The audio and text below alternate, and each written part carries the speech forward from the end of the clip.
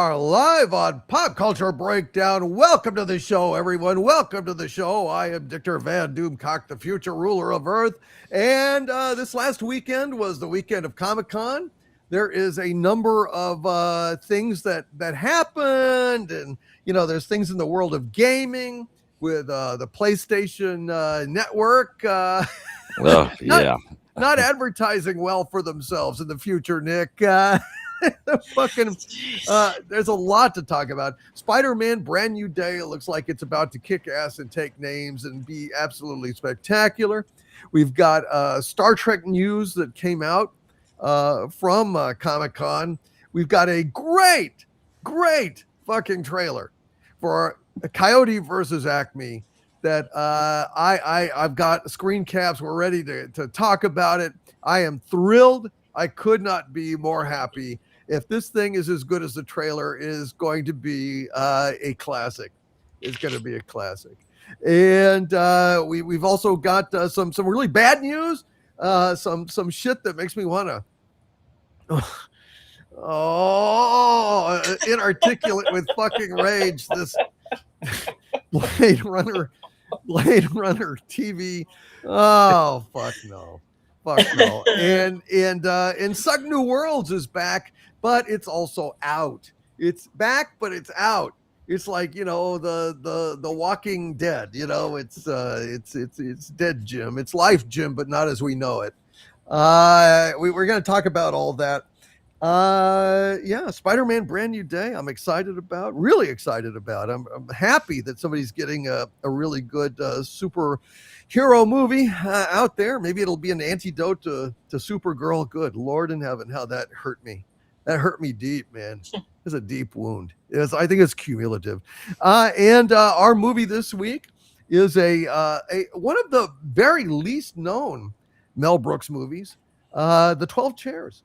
But it's a movie that Mel Brooks himself really loves and has a high regard for. It's atypical. It was earlier in his career. We're going to talk about that. But before we get to all of that, let's go ahead and introduce the rest of the panel. Joining me here is our producer and friend, Gary Ambrosia, in his comfy cell there at the center of the earth. Oh, my goodness. It's luxe. Yes, it is quite comfy. I really like that phrase, inarticulate with anger. I really like that. Is that true. You? Do you have a trademark on that, or? I think I just did it because it's like I just try to think about talking about fucking.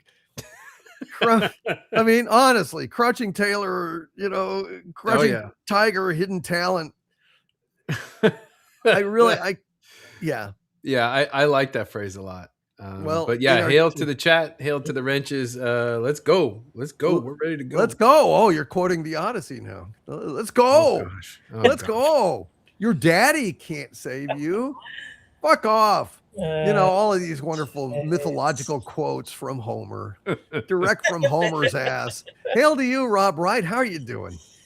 Doing all right. Yeah, we got some crap to talk about, but we got some good stuff to talk about, and we got a decent movie to talk about. I mean, you've got a well-balanced meal tonight, folks. So share the stream, hit that like button, because, where else are you going to get the truth?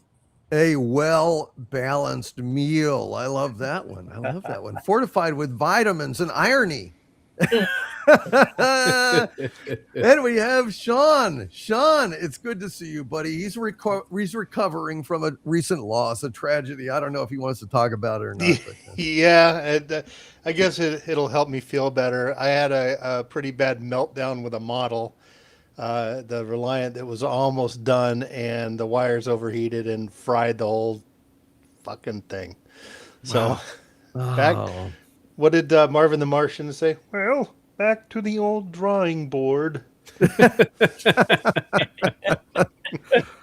That's right. Well, poor Sean. Where's the kaboom? There was supposed to be an earth-shattering kaboom. Well, I had it when I had my hair was all frizz and my face was burnt up. Back to the old drawing board. Poor Sean. Well, we'll try to help you forget your pain tonight, Sean. We'll try and help you forget your pain. And we have Heather L. joining us here. Heather, it's great to see you. How you doing? Doing good. Great to see you too, Doomcock. Happy we've got a couple of good movies to look forward to. Not just, dreading losing hours of my life for misery. So It let's is get bizarre to think about that, Yeah. like Spider-Man Brand New Day, I'm actually looking forward to. Yeah. And Coyote versus Acme, I Yeah. cannot wait to see. Yeah. But we're going to go over that. And we're joined by Nick of Echo Base Network, who was able to get away, steal away into the night. Hail to you, Echo Base Network. How you doing? Doing good. I have returned to Pop Culture Breakdown. It's been a minute. Like I was telling everybody on the stream before we kicked this thing off, I've just been insanely busy over the past month. And it's probably not going to slow down anytime soon. So I'm glad that I wasn't too busy tonight that I could be here. I always hate missing the show when I do miss it. So I'm glad I could make it and be here tonight. We are delighted to have you, my friend. And we are also delighted to have our friend Doug Nelson. Doug, good to see you, buddy. How you doing tonight? Well, I'm doing about as good as Strange New Worlds and an upcoming Blade Runner series. So, these things happen. Sorry about that. Yes. Well, I'm sorry to hear that. That's sad. Yeah, I know. Tell me about it. That's sad. I wasn't that Oscar Wilde's last words was that I feel about like Strange New Worlds, and then he was, sounds about right. He was gone. Of course, if it had really been Oscar Wilde, it would have been I feel just like Strange New Worlds, honey. That would have been, would have added that at the end. God bless Oscar Wilde. What a talented man. All right, let's go ahead and get to our breakdown here.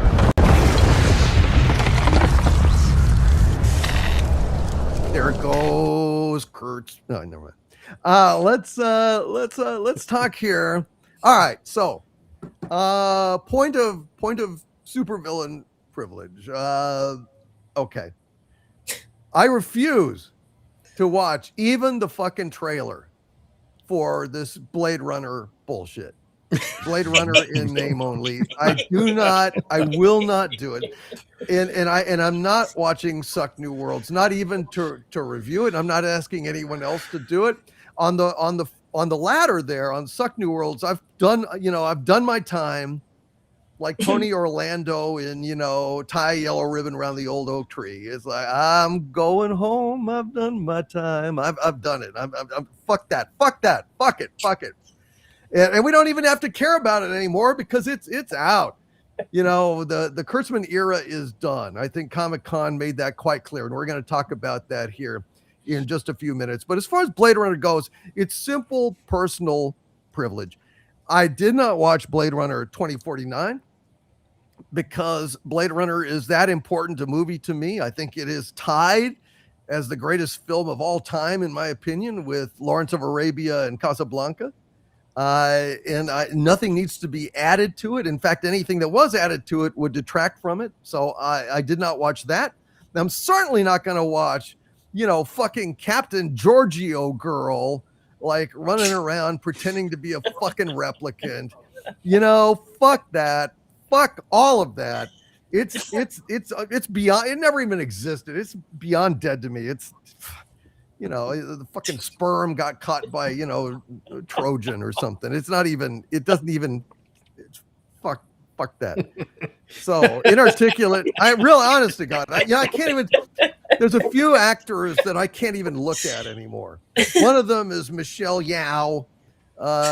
After all of her Giorgio girl shit and her fucking that fucking Section 31 shit where she's like plucking eyeballs and eating them, and it's like, you go fuck yourself, okay? I never watch anything you're in. I don't give a fuck if you won an Oscar. I don't give a fuck if you cure fucking leukemia. Fuck you. Yeah, I'm done. But and I also won't look at Rainn Wilson anymore because his Harry Mudd was so loathsome that I couldn't stand it. Both of them veterans of STD. Okay, so enough said. But some of you have seen this trailer. I do know, at least from a description, that I can read descriptions without throwing up. apparently like somehow replicants have taken over in the future. Somehow replicants, I guess they got a hold of the crank, in the Terrell Corporation, and they're turning that crank. It's going dun dun dun dun dun dun dun dun dun dun dun dun dun ding ding ding. Yeah. No, thanks. Go fuck yourself. So let's just go around. Anybody that saw this fucking thing, I'm not even gonna review it. I don't want to. It doesn't exist in this dojo.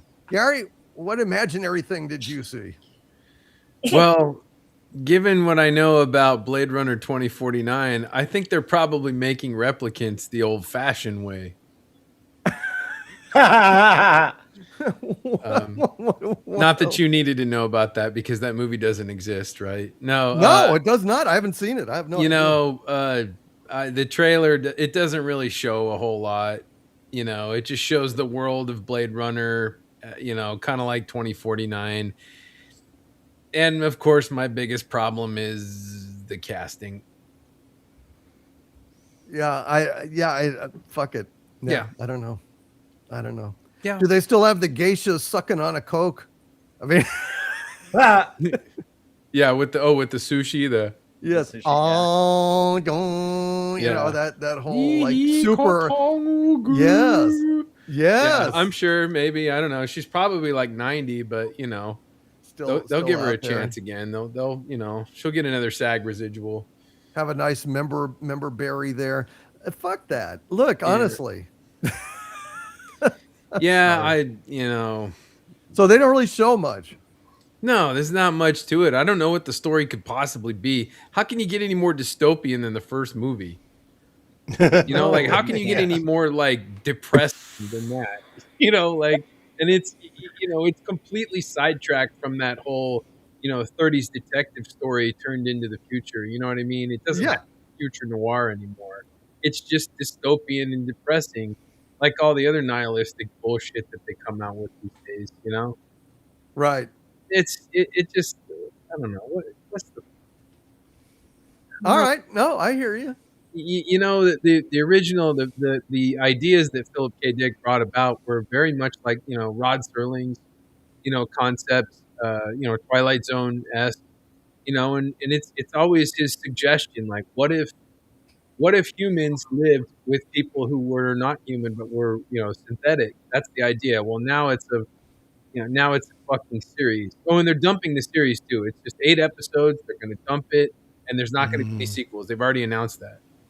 Good. Now, why would you announce that if you're trying to get people to get into it? Like, wouldn't you say, "Oh, this is a brand new series, guys. We could get renewed for another 4 seasons." Nah, fuck it. It's done. It's coming out, and that's it, kids. They're trying to placate people. Yeah, they're trying to say, "Hey, stuff in it. Don't get too mad. It's limited." Don't get too mad because we're not going to make any more. Okay, I don't understand that marketing. It's like apologist marketing,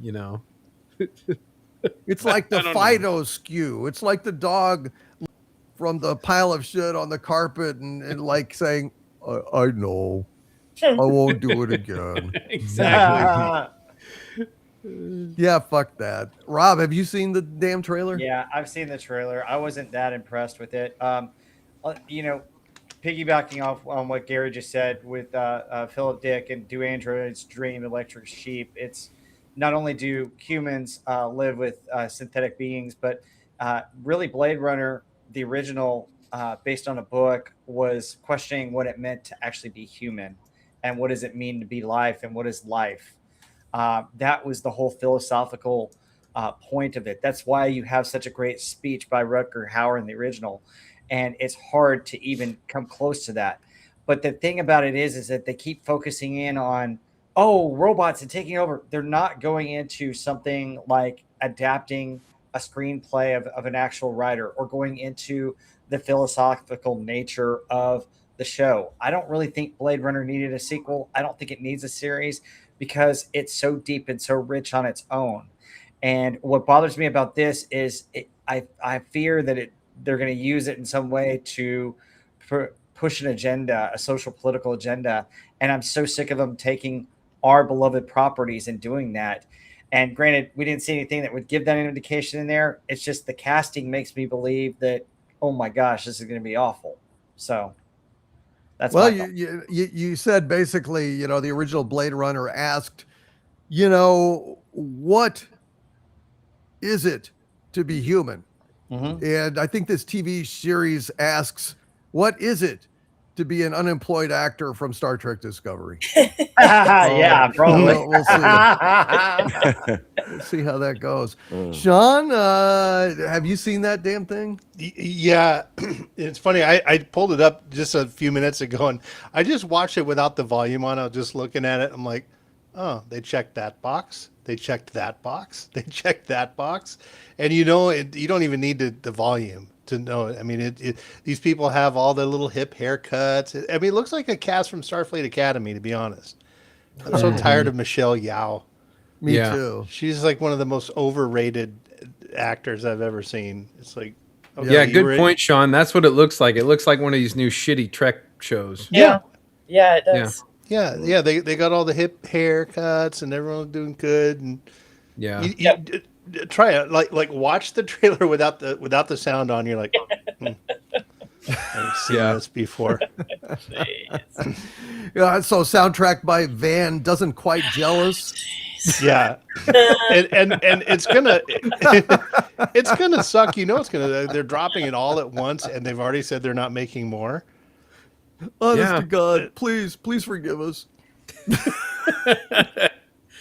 It just makes me furious. It just makes It's me disheartening because that world is so rich that you could make good content with.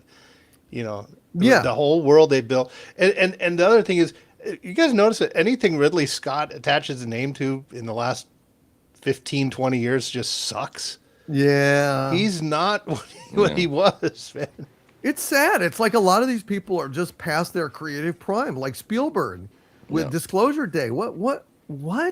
And then Nolan, it's like, the same guy that did fucking Inception, which is a masterpiece, and Ridley Scott. They don't have people around them anymore that tell them no. Yeah. Yeah, I guess that's it. I don't That know. was George Lucas's problem with the prequels. Yeah. No Gary Kurtz, man. Yeah. No Gary Kurtz. In fact, in Return of the Jedi, we get a whole extended, Muppet show at the start. Yep. Yeah. And it's really redeemed by Luke and Vader, but there's a lot of slack in that movie. It still has the best space battle of all time, in my opinion. It does have a great space battle. Yeah. You And know. Luke Vader is fantastic. I guess we're lucky we had the Ewoks to cut back to kind of calm down. It gets too intense, and here, okay.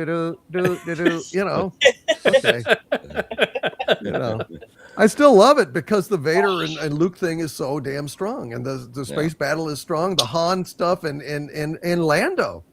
Lando is absolutely fantastic. Yeah. And Marshall Lucas did a lot of the editing to kind of change a lot of that narrative at the end there from what it was originally supposed to be. So Marsha Lucas was an amazingly talented woman, and Taxi Driver with her editing. You look at Taxi Driver, that is a masterpiece. It's a great fucking film.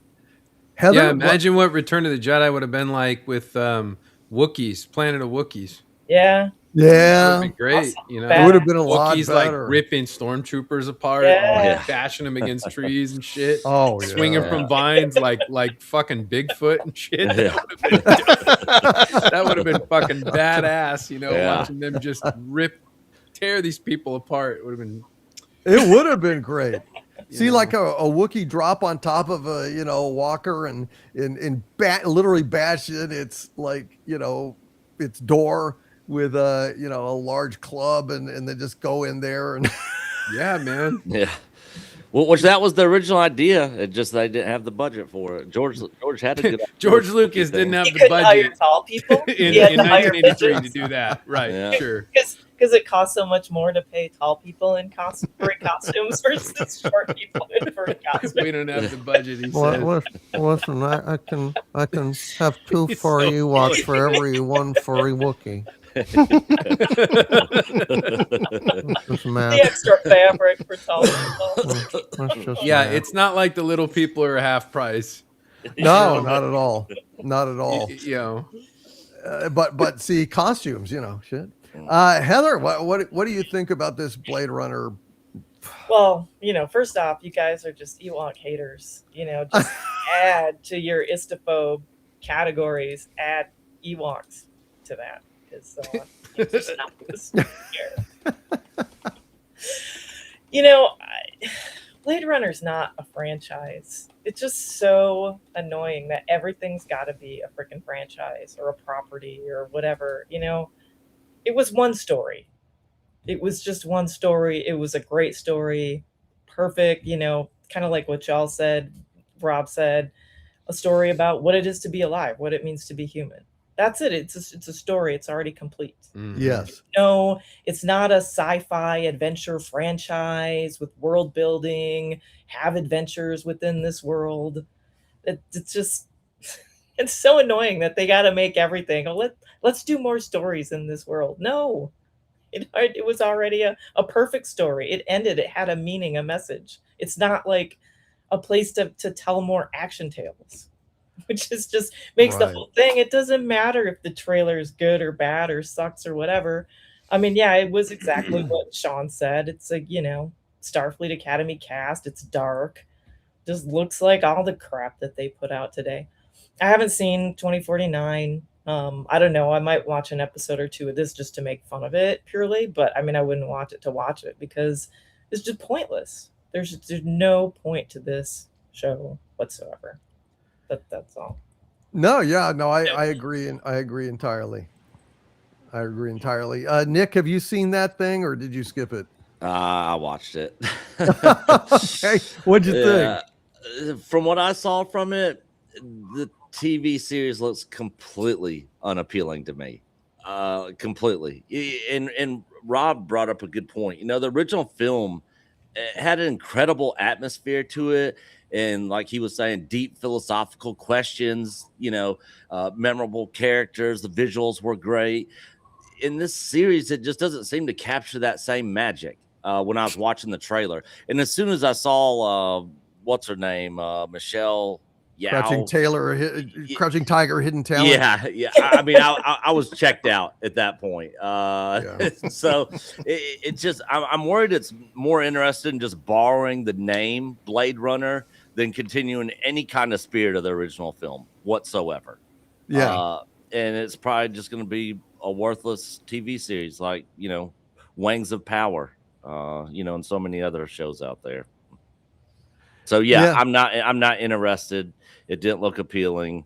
I might do something similar to what Heather was talking about, like maybe watch the first episode or two to make fun of it. But that'll probably be the extent of it. Well, hopefully you'll be able to come on and make fun of it on the show. Because yeah, definitely. I'm not going to. Yeah, because it drops this November, right? Thanksgiving week, or that's a good word for it. Drops. Yeah. If you see a horse in a pasture, it's similar.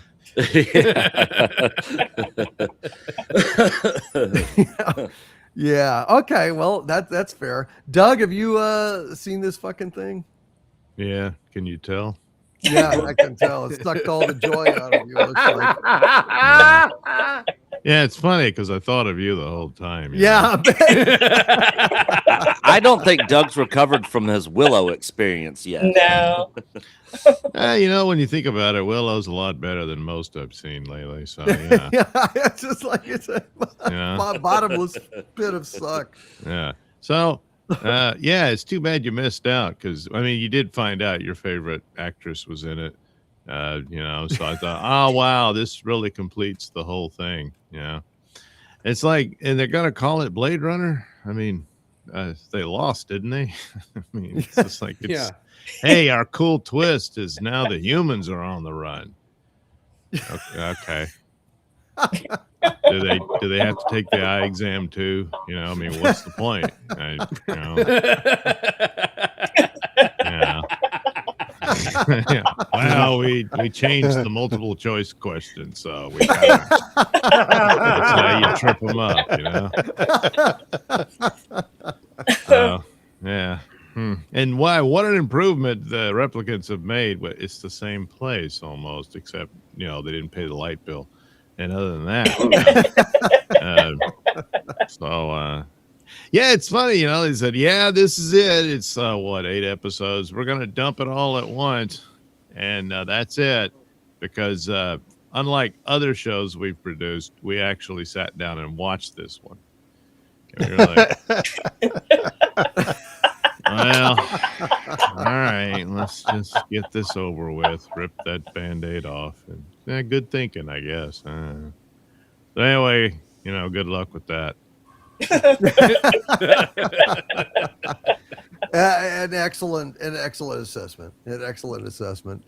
All right. Well, gosh, we have a lot of different things we could talk about here. Let's try to get the Star Trek stuff addressed here before we run out of time in this segment, and then if we have any time, we'll bring up some of the other things out there. They actually had a panel about the future of Trek here, and I'm quoting from an account by Inverse, who talks about this panel. It was a panel sponsored by I think Collider, and it had the directors of this new Star Trek movie that's currently in, I think, pre-production, Jonathan Goldstein and John Francis Daly. And they dropped a couple of bombshells at this panel. They said the new film will feature all new characters and will take place further in the future than any Star Trek before. They confirmed that the movie is still being written, and it is going to be entirely divorced from anything that came before, including Kurtzman Trek, which just obviously is like cause for jubilation in the extreme. They talk about this in the article. They say the film is being touted as a fresh start for the franchise, and it's going to be set further in the future after Nemesis, and it's probably not going to be tied to any existing chronology. Now they're talking about this. It's a full rebooting. That's what they're talking about. They're fully rebooting this thing, which I mean, it on the one hand, it could be I mean, for sure, if it's getting rid of the plague on Trek that produce Suck New Worlds, Puke Hard, STD, Suction 31, all of the usual offenders and stuff. Well, I mean, that can only be good news. It could only be good news. On the other hand, are they also chucking out Gene Roddenberry's continuity and everything else that came before? In which case, well, then how is it Trek? Now, sources are telling me, what I'm hearing is that they were extremely limited in what they could talk about in this panel. It's almost like a signal flare to the fandom. It's almost like a, hey, we haven't forgotten about you. We're still out here. Things are moving. All we can tell you is that they're not moving in the Kurtzman era. Okay, that alone is enough of a positive message for me. But the problem is that allegedly the current license holders, whose contract I think is up this Friday, are nevertheless holding out for a huge consolation payday or something. They're basically holding the thing hostage. They were limited in what they could talk about for that reason, but I have heard that there are a lot of other things in development that they simply could not talk about. Got some big plans. They're definitely moving away from this trash.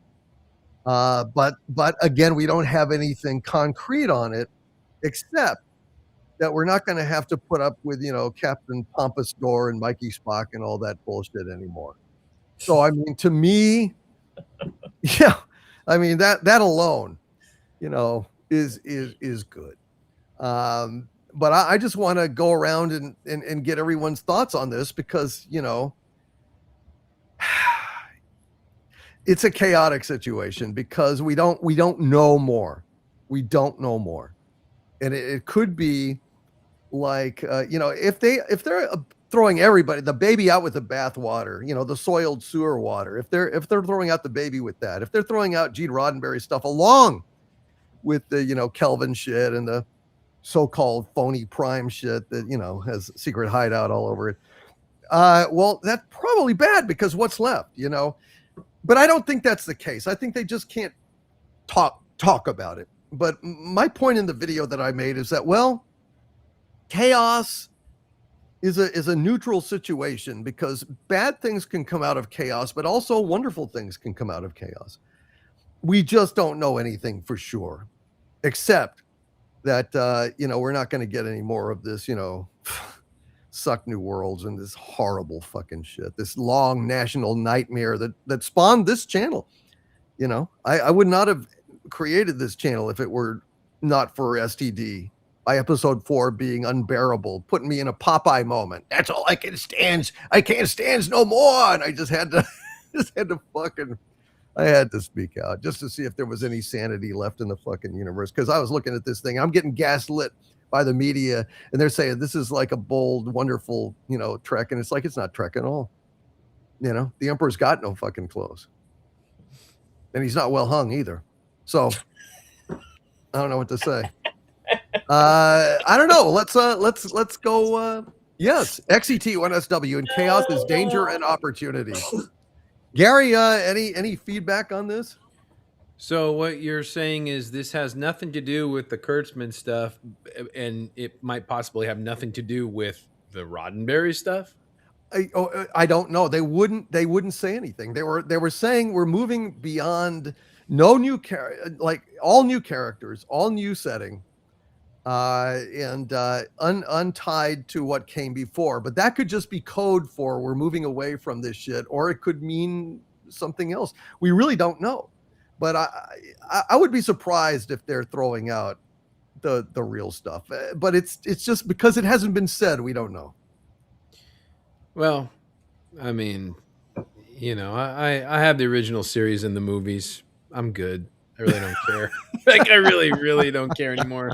I can't take any more of this shit, unless, of course, you're going to force me to watch it, which, then yay. Well, if they come out with a new Star Trek movie, that's not, Kurtzmanized, then I think we have to see it. I mean, possibly we just have to be cautious about who the hell is running it. Yeah. So we'll see. We'll see. Yeah. Don't fuck Christopher it up. Nolan. No. That'd be great. Please, Like, talk about minimalist spaceships and minimalist aliens and, the most boring, unfun series you could possibly make. But it's so, realistic. Sci-fi. There's Romulans in that there space horse. Right. Don't bring it into the starbase. Yeah. Yeah, all of his Romulans would have just a little bit of a point on the ear, just a tiny bit, and they would look very similar to us. Like all the aliens look exactly like us, and Yes. Yeah. The humans would be all depressed. We've ruined aliens' lives. It's our fault that it would everything. be so ultra realistic and just absolutely sterile. Yeah, devoid of any humanity. Yeah, I mean, I don't know. Moving further into the future, do we still, have relatable humans? Can it still be fun? Can it have that spirit of adventure? I don't know. It's a tall fucking order. Rob, what do you think? So it's interesting. I'm glad they said they were going away from Kurtzman. I don't know about going away from Roddenberry though, but here's the thing. Roddenberry's vision was humanity was already united. We resolved our differences and we're moving on. We're explorers. There was hope. The other thing about it is I'm so sick of all these shows being kind of confined into one little small universe and doing social political problems that we're dealing with in real life. Star Trek used to be about real things. It even brought in real science, real stuff, real exploration. Give us something bigger, something interesting. Uh, Take us on an adventure. It was based on Horatio Hornblower stories in space, where you're exploring. That's what it's about. It's about, united humanity with hope, exploring the galaxy. That's the basis of Star Trek, right there. If it can go back to those basics and build a good story around it, then I'm in. Yep, no, I agree. But there's got to be that sense of adventure, of nautical romance that Wrath of Khan so beautifully captured, and and Star Trek 6 ended with that. That very nautical kind of score, very relatable, very human. And I think the Next Generation movies were all basically kind of cheesy and or boring and or soulless. Well, they felt like episodes. Yeah, yeah. I don't know, dude. Sean, what do you think about this news? I'm kind of neutral on it. I mean, the writers are the guys that did the last Dungeons and Dragons movie, which I thought was actually pretty good. It was pretty good. I like that one. Yeah, I enjoyed that movie. So I mean, I'm sure that they're going to do an okay job with it. But you mentioned this is going to be in the future. They didn't say how much. And see, I have a problem when they go too far into the future. They end up they keep having to improve the technology, improve it. It's like they're going to like Next Generation was they were already almost like godlike powers with what humans could almost do anything.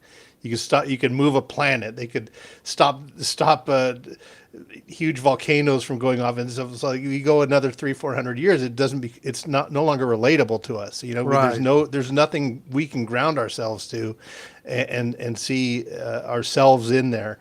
So I hope they don't go too far. I mean, seeing it after Nemesis would be fine.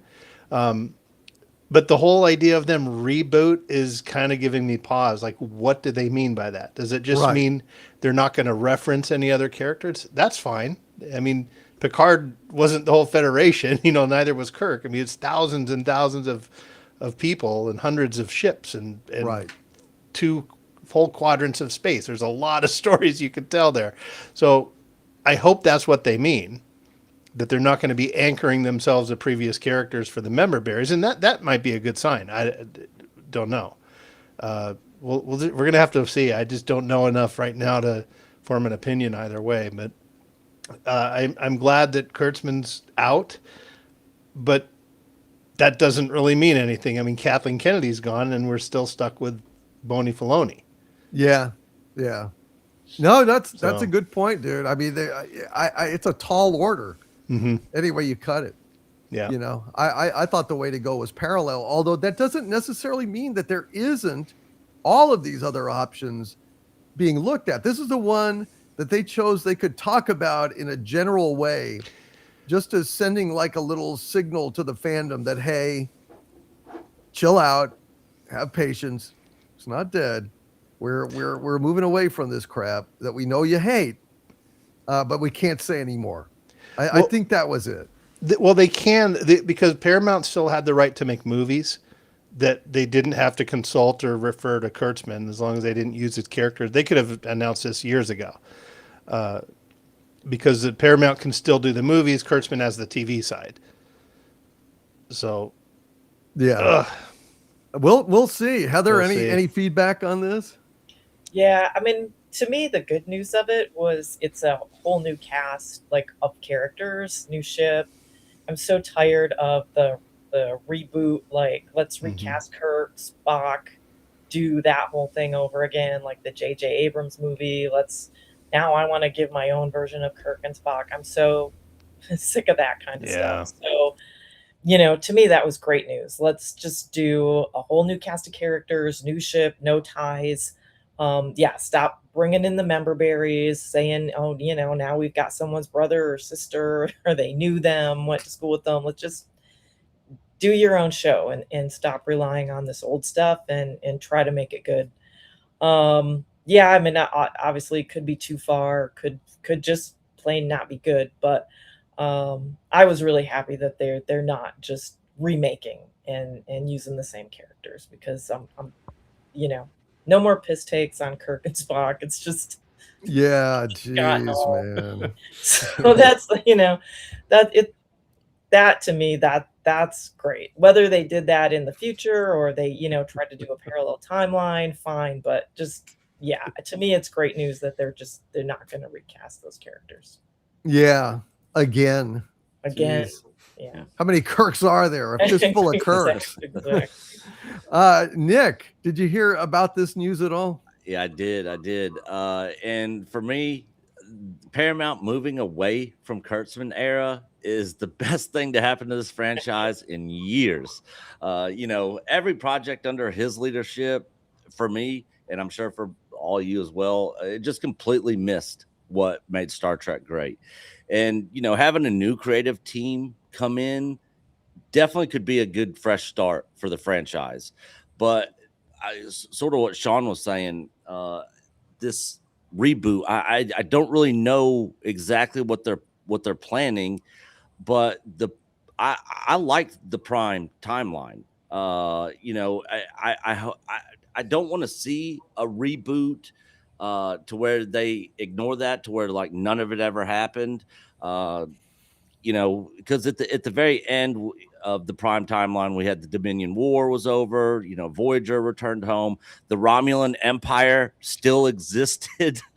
So I'd like to see that if they're going to go far into the future, I'd just like to see them go far into the future within that same timeline. And if they reference stuff in the past, I mean that's fine. I wouldn't have any issues with that. But for me, it's just going to come down to the writing team, the people that they got writing this. Do they understand Star Trek? Do they understand writing Star Trek? Or is this just going to be, just more Kurtzman crap under different people?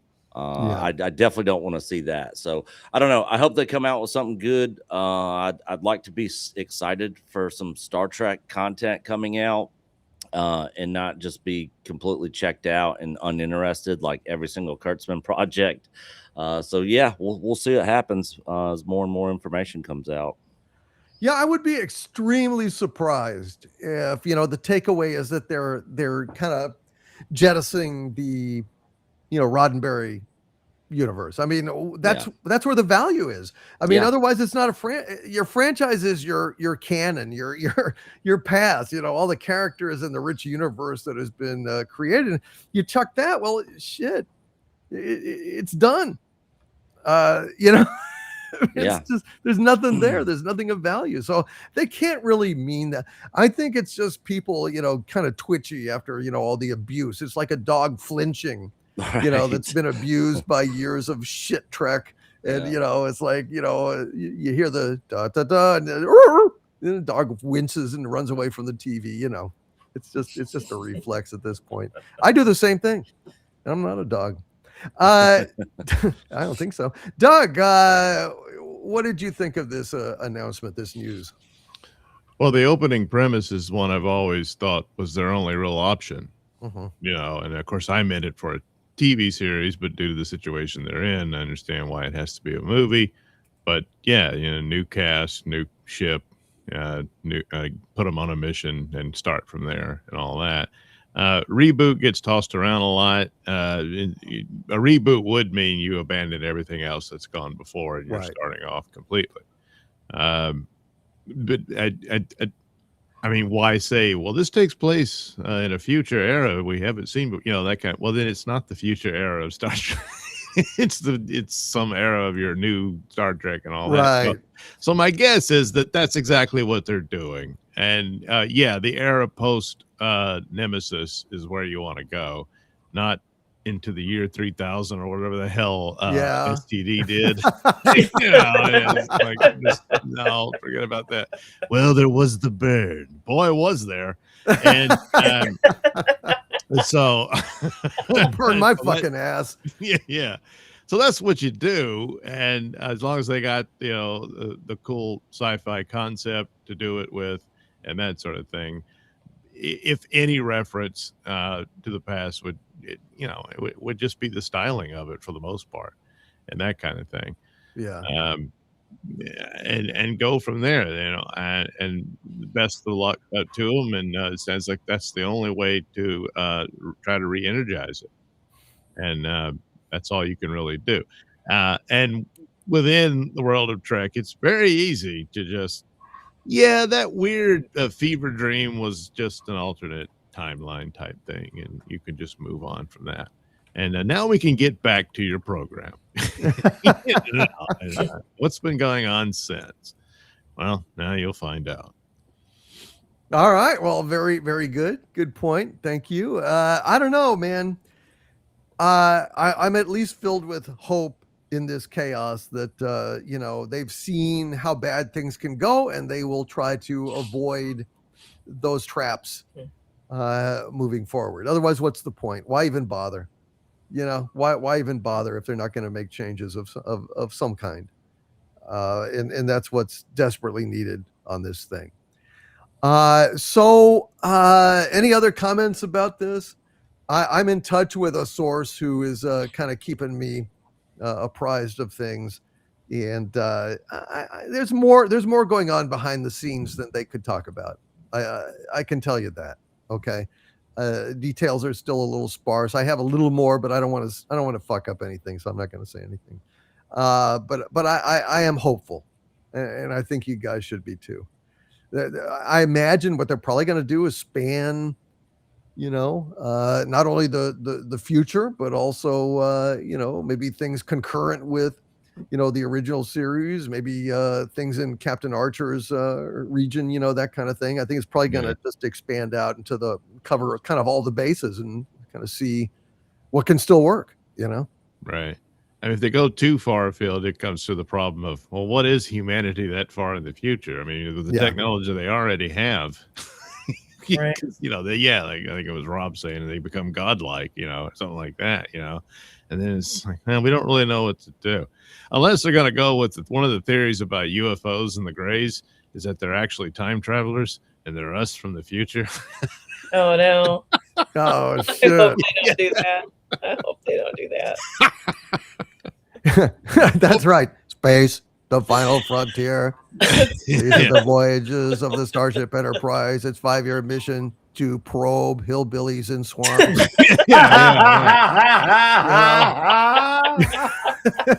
After all, what else is there? The ass is fascinating. It must be studied. We've forgotten what ass really means. We've forgotten what ass really means. We lost our asses years ago. What did we lose? God. We're going to find out. It's Split not out. So, I don't know. We'll see. Yeah. We'll see. jeez. It's just an idea. So, Rob, let's talk about Spider-Man Brand New Day. I've spoken to someone who has seen the movie and was raving about it. And I'm excited about it. I think that this could really be the shot in the arm that the superhero genre needs after so much lackluster garbage out there. And all it can do is help out Doomsday, although I hope, they won't drop the ball once they get it handed to them. But I mean, people are talking about, Rob, you've got some figures, you've looked at a few things. I'm hearing that this could be a hugely grossing film. Like it's already sold a shitload around the world. And it may even be hard to get into screenings for a while. Just exactly what they said about the Odyssey. But I just strolled right the fuck in.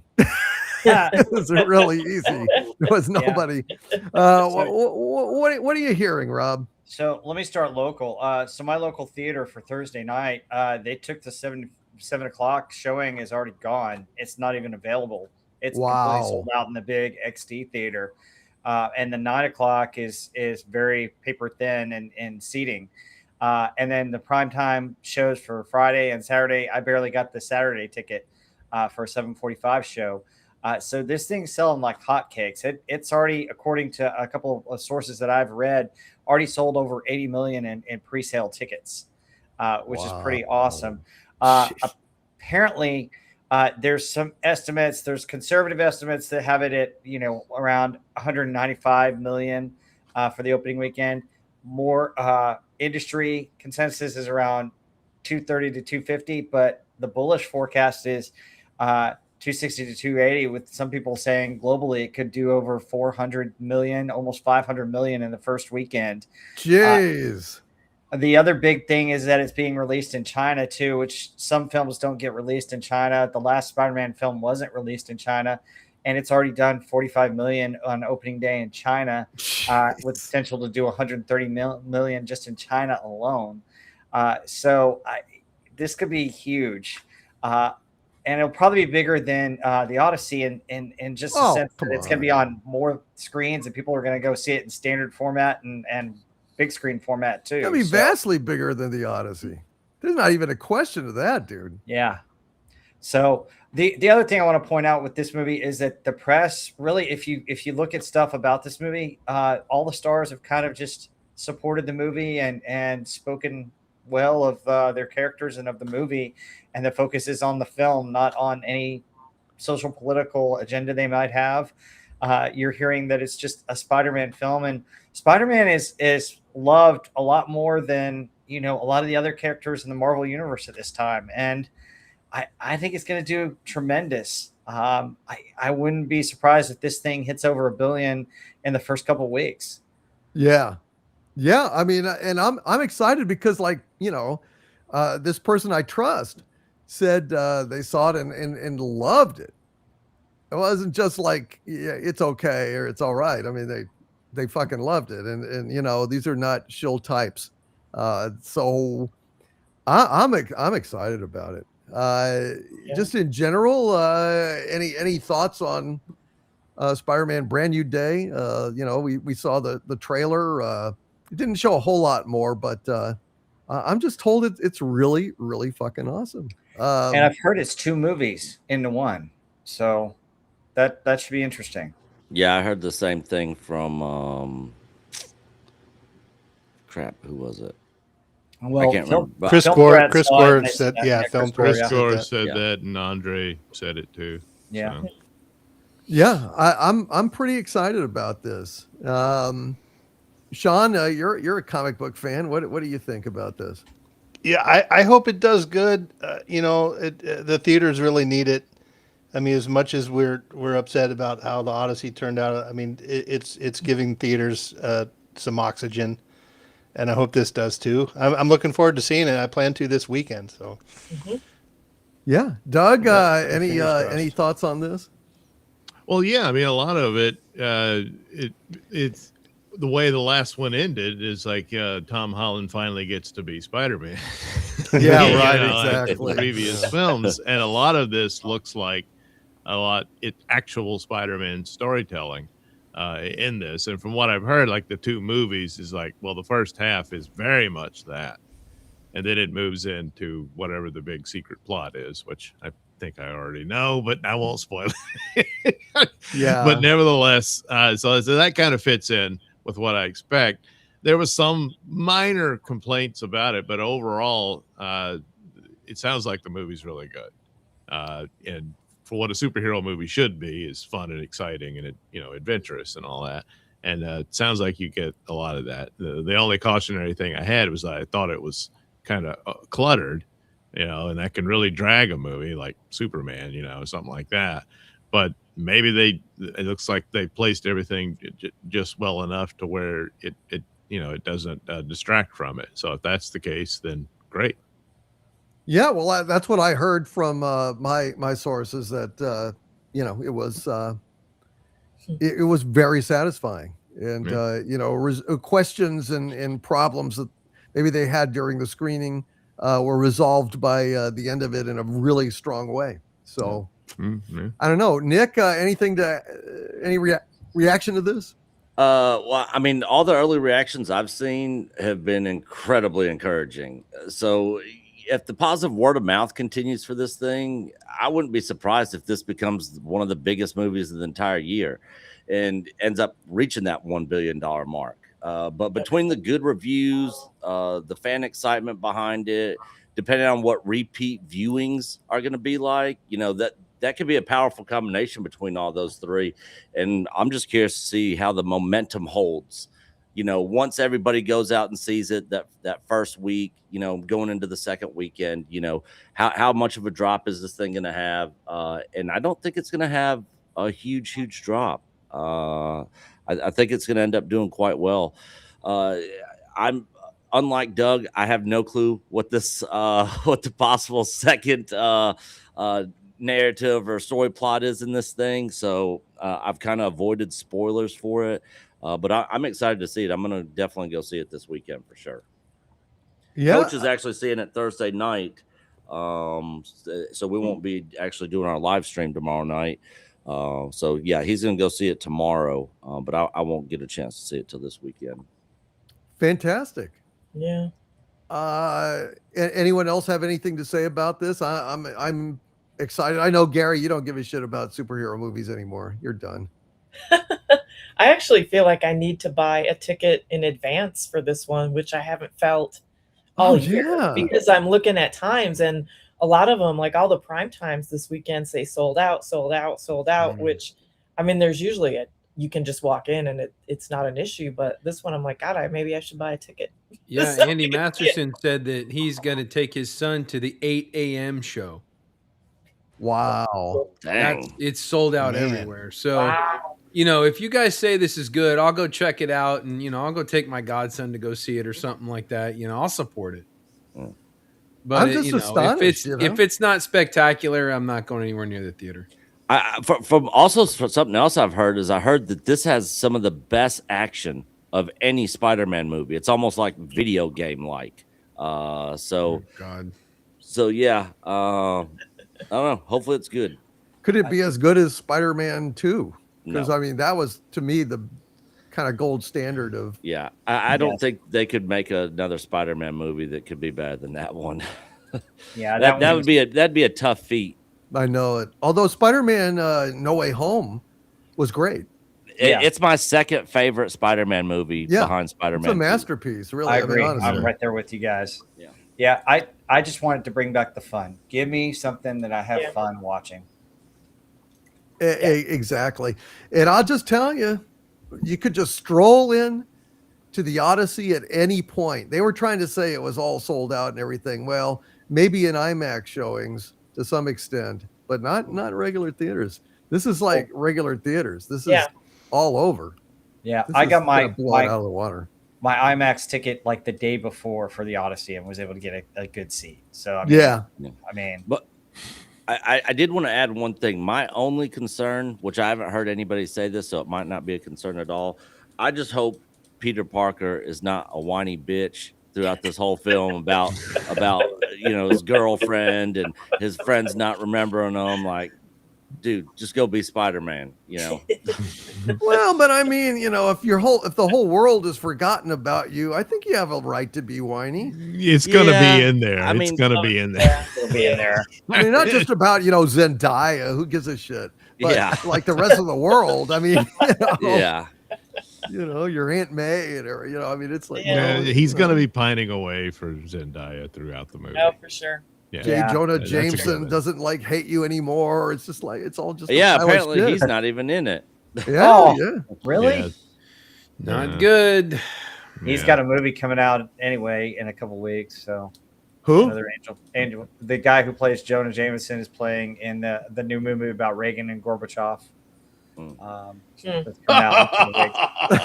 Yeah. So You serious? Yes. Well, J.K. Simmons is a great actor. Yeah. He's phenomenal. He was perfect as Jameson. I mean, that's just awesome. He's almost always fantastic. Yeah. Remember that TV series Counterpart? I think that was great. Yeah. He played 2 different versions of himself. I know. It was really well done. He's a very talented man. Very talented man. All right, folks. Well, I tell you what, let's get to some super chats, and then we're going to come back and we're going to talk about maybe the movie that will be even better than Spider-Man Brand New Day, if possible. Coyote versus Acme. This trailer absolutely blew me away. I can't wait to kind of talk about it. Man, it really, really, really looks good. All right, let's get to some super chats here.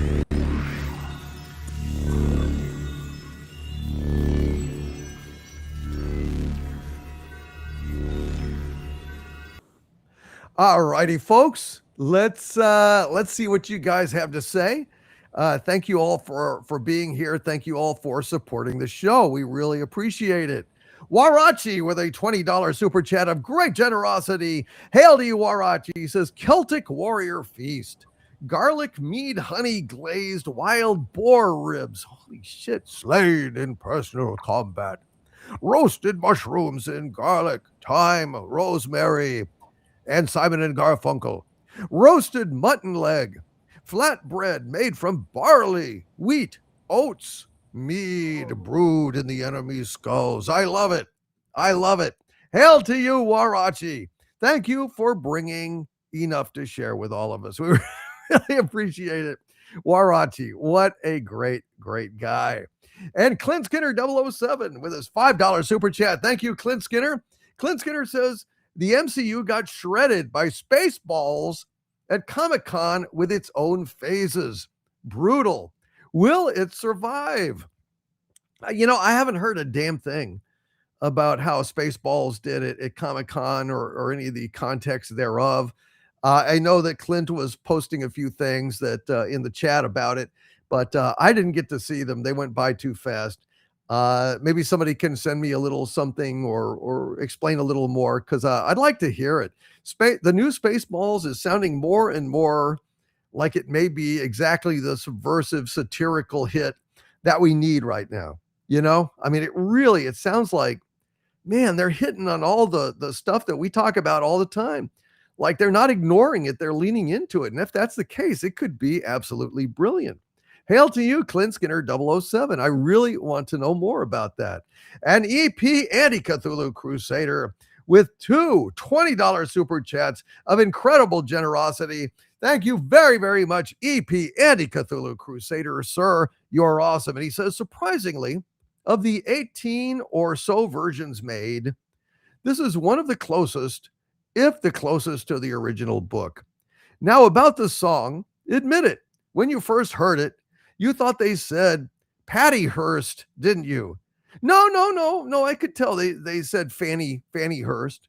EP. He's talking about the 12 chairs, folks. The 12 chairs. This is the Mel Brooks movie. It is actually based off of a book, so it's not like one of Mel's original scripts. And apparently, EP Anti-Cthulhu Crusader is saying that this is very, very, very close to the original book. But no, I swear to God, EP, I heard Fanny Hearst, not Patty Hearst. Hail to you. And he also adds, I wonder if you heard about how the craft services crew was instrumental in that song. One day they were working on lunch, making large pieces of chicken white meat, and they realized they were short. So they started, and then he adds another $5 super chat, brats as well, which they had more of. So they made up a sign that said, hope for the breast, expect the worst. I'll just show myself out, he says. Hail to you, EP Anti-Cthulhu Crusader, who is damn near a producer tonight on Pop Culture Breakdown. Thank you, EP Anti-Cthulhu Crusader, dude.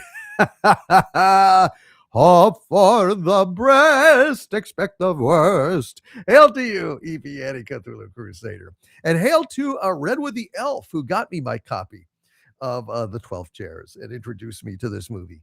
Mr. Eagle Flying with a $5 super chat. Hail to you, Mr. Eagle Flying. He says, Mr. Eagle Flying's unpopular opinions. Gremlins 2 was a great parody of life in the 80s and 90s. It should not be compared to Gremlins. Interesting take, Mr. Eagle Flying. I couldn't comment on it because I've only seen Gremlins. I haven't not seen Gremlins 2. So, you're not going to allow me to express an opinion about your opinion on this, because I've not seen Gremlins 2. I have no comment. I'm like Alfalfa in the Saturday Night Live skit. No comment. Hail to you, Mr. Regal Flying. But if the panel has any opinions on that, I'd be glad to hear them. And Clint Skinner 007 with a $2 super chat. Hail to you, Clint Skinner 007. He says, feminist Odyssey translator bashing the film. Yikes. Yikes indeed, dude. Yikes indeed. It is true.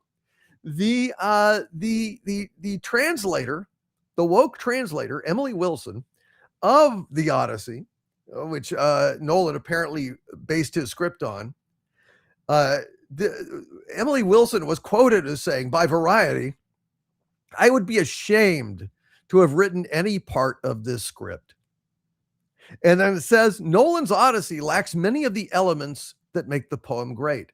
It has nothing convincing to say about time, memory, history, war, or about the relationship between one warrior's glorious return and the lives of his family, adversaries, comrades, friends, and neighbors. It lacks psychological, emotional, political, and ethical depth. Its narrative structure is gimmicky. The writing is abysmal. None of the characters has convincing motivation for their actions or words. There are no sex scenes, and all the food looks horrible. Unquote. Well, that pretty much sums it up. Got to give credit to Emily Wilson, yeah, she bashed the shit out of that fucking pile of nothing. And I agree. I agree with her. Who would know? Who could say? Well done. Thank you for pointing that out, Clint Skinner 007. And Flex Honcho with a $5 super chat. Hail to you, Flex Honcho. Says, saw The Fifth Element at the theater Sunday and had a great time. The Fifth Element is a kick-ass movie. It's a great fucking movie. I love it. It has beautiful effects, practical effects.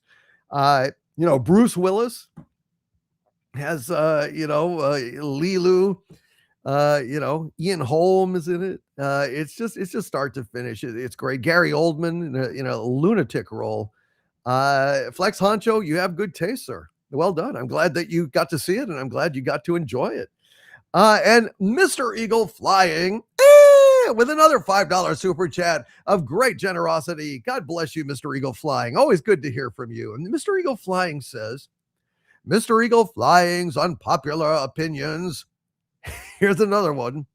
The movies Equilibrium and Ultraviolet are overlooked gems.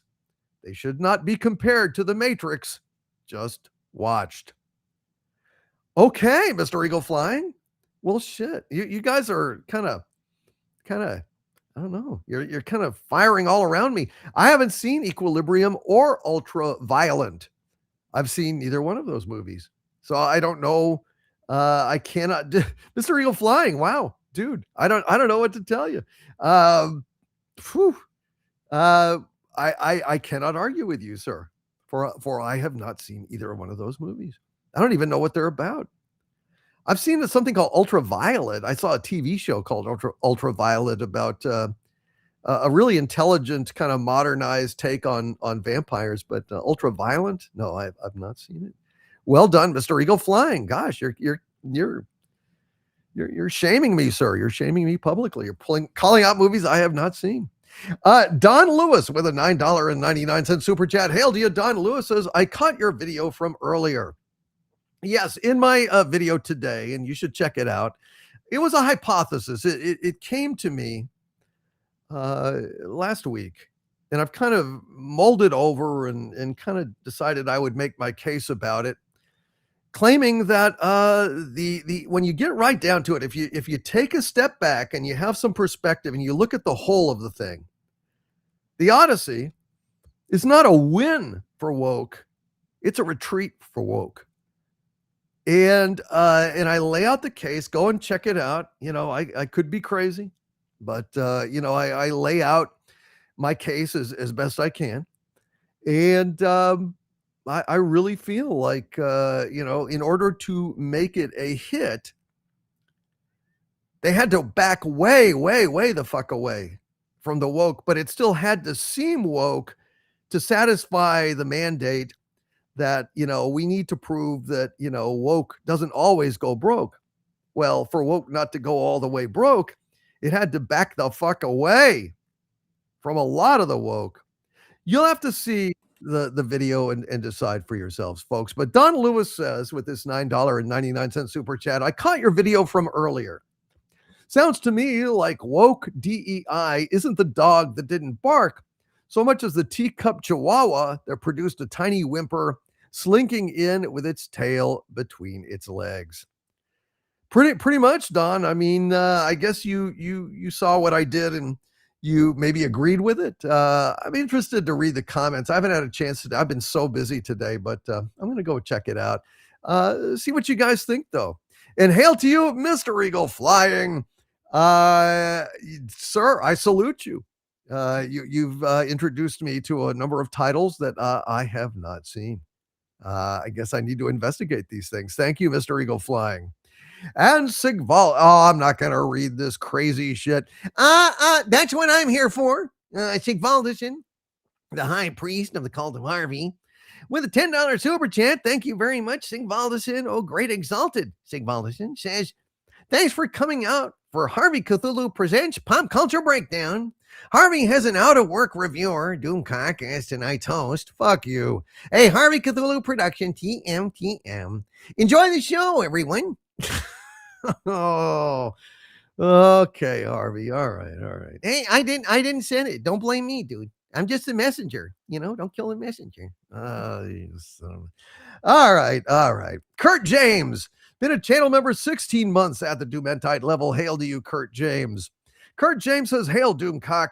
Hail, Heather, Gary, Rob, Sean, Andy, Doug, Wrenches, and Chat. Long live Xanadoom. Hail, Harvey, Sabu, and the Skull of Calderon. And we all say, hail to you, Kurt James. Hail to the great Kurt James. It's good to see you, Kurt. Thank you for being here tonight, my friend. And he also gifted an Overlord DVD membership to this channel. Someone on this channel got a lucky Overlord DVD membership. And thank you, Kurt James. It's a good time to be a channel member. Like every week, I'm putting out a new channel member video, demonetized and uncensored for your enjoyment. Able to speak a little more frankly about the issues of the day. And go and check them out. There's a playlist of all channel member videos that I've done thus far for you members. Go and check them out. The last few have been really, I feel like, very on point. And you should go and check those out. I'm pretty proud of them. And Valentine Puppy with a $2 super chat. Hail to you, Valentine Puppy says, weeks old. Did you watch my Masters of the Universe reaction yet, DC? I took a look at it, man. And yeah, you did it. You did a great job. You did a great job. God bless you, Valentine Puppy. Sorry, man. I'm really busy. I should have gotten back to you on that, dude. But bless you and cheers to you, my friend.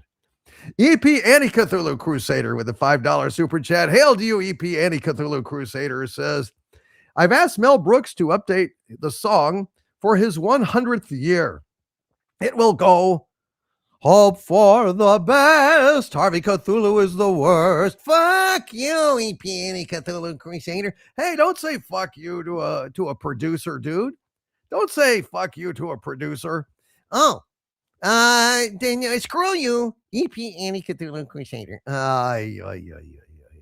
Hail to you, EP Anti-Cthulhu Crusader. God bless you, my friend. And don't let Harvey get you down. He's just full of sour grapes. The Guardian of Azarath with a £5 super chat. Hail to you, oh great Guardian of Azarath. And also XET1SW with a $5 super chat. And the Creeper Crusader with a $5 super chat. And the reason I'm reading all of these together is because my answer to all of these will be more or less the same.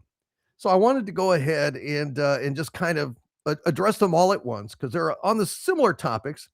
The Guardian of Azarath says Vader Part 2 Echoes of the Jedi premiered yesterday. It's great.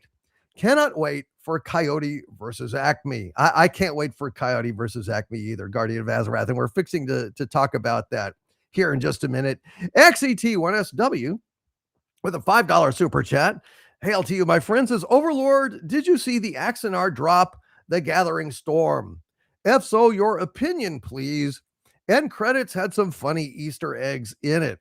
And then the Creepy Crusader with a $5 super chat says, Doomcock, we're going to get a reaction / review of Vader Shards of the Past 1 or 2. Would make a good video. Well, the thing is, I don't like to do reviews of fan films. You know, I don't like to do reviews of fan films because I don't feel, look, I'm very hard on films. I'm very difficult to please. I admit it. I have very high standards, and I would never feel good about saying bad things about the works of fans. You know, I just, you know, what if I hate it? Then I'm going to shit on something that was done with love. So, you know, it puts me in a rock and a hard place. So in general, I just don't do reviews of fan films. And I also heard that CBS yanked Axanar, the Gathering Storm. I saw it beforehand, and I'll just say I enjoyed it. I won't go into specifics or anything like that because, like I said, it just, you know, it's the same reason that I didn't review Star Trek Continues, which, you know, the Vic Mignogna series, which I love, you know, but if I'm going to really you know, attack every episode, and I'm going to have to say some things about certain performances and, you know, maybe plot details. And I don't want to do that. You know, I really would feel very bad about it. So I don't do that, you know, and maybe I should, but, you know, all I do is just, you know, salute fans who do this kind of stuff. And yeah, I don't review them. It just doesn't feel fair. Warachi with a $5 super chat says, Nick, have you seen Star Wars Theories Vader Episode 2 yet? Nick, you may not feel the same about it, but I just don't do that. Yeah, we've covered a bunch of fan films on our channel, and we have not watched that one yet, but me and Coach are going to do a reaction to it. So we'll probably hit that possibly tomorrow. So that might be dropping on our channel tomorrow. All right. So, well, yeah, I haven't watched it yet because me and Coach are going to watch it and react to it together. All right, sounds good. Anyway, let's get back to the regular show here. Thank you all for your super chats, and we will read all of them before we are done. But I don't know what you guys think about that take, but yeah, I just don't generally do that. I don't feel right about it because I'd have to, you know, I'd have to be unkind sometimes, and I also don't want to lie and just say you done good, you know. So I, you know, it's kind of like a no-win situation for me. So I don't do it. Yeah, I agree with that. Mm-hmm. Yeah, I just stay away from it. You know, you could hurt people's feelings.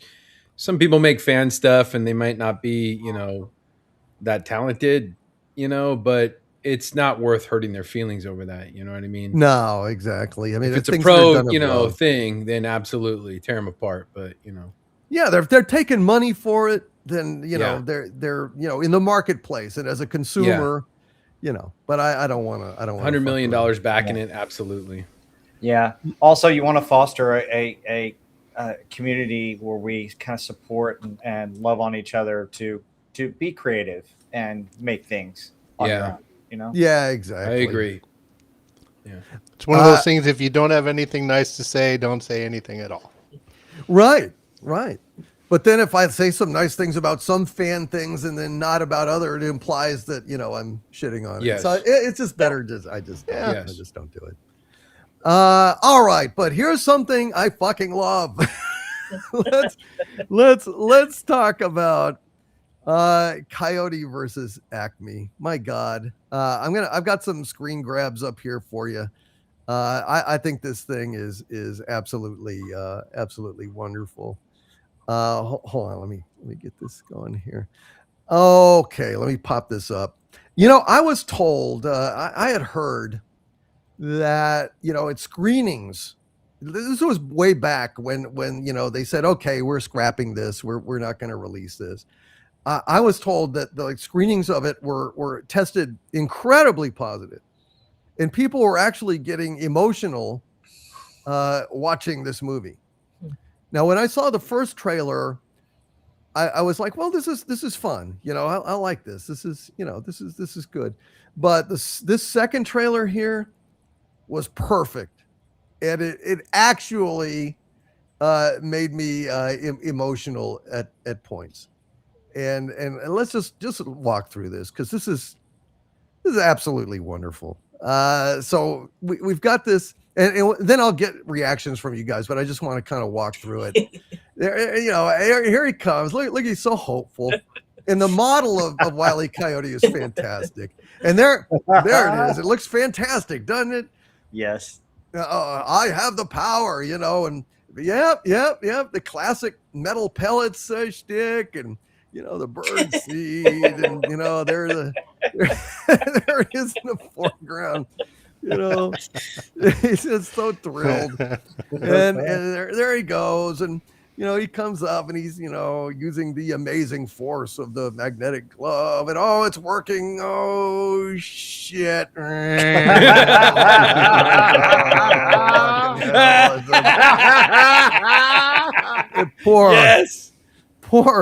Poor bastard. And he's got a great mountain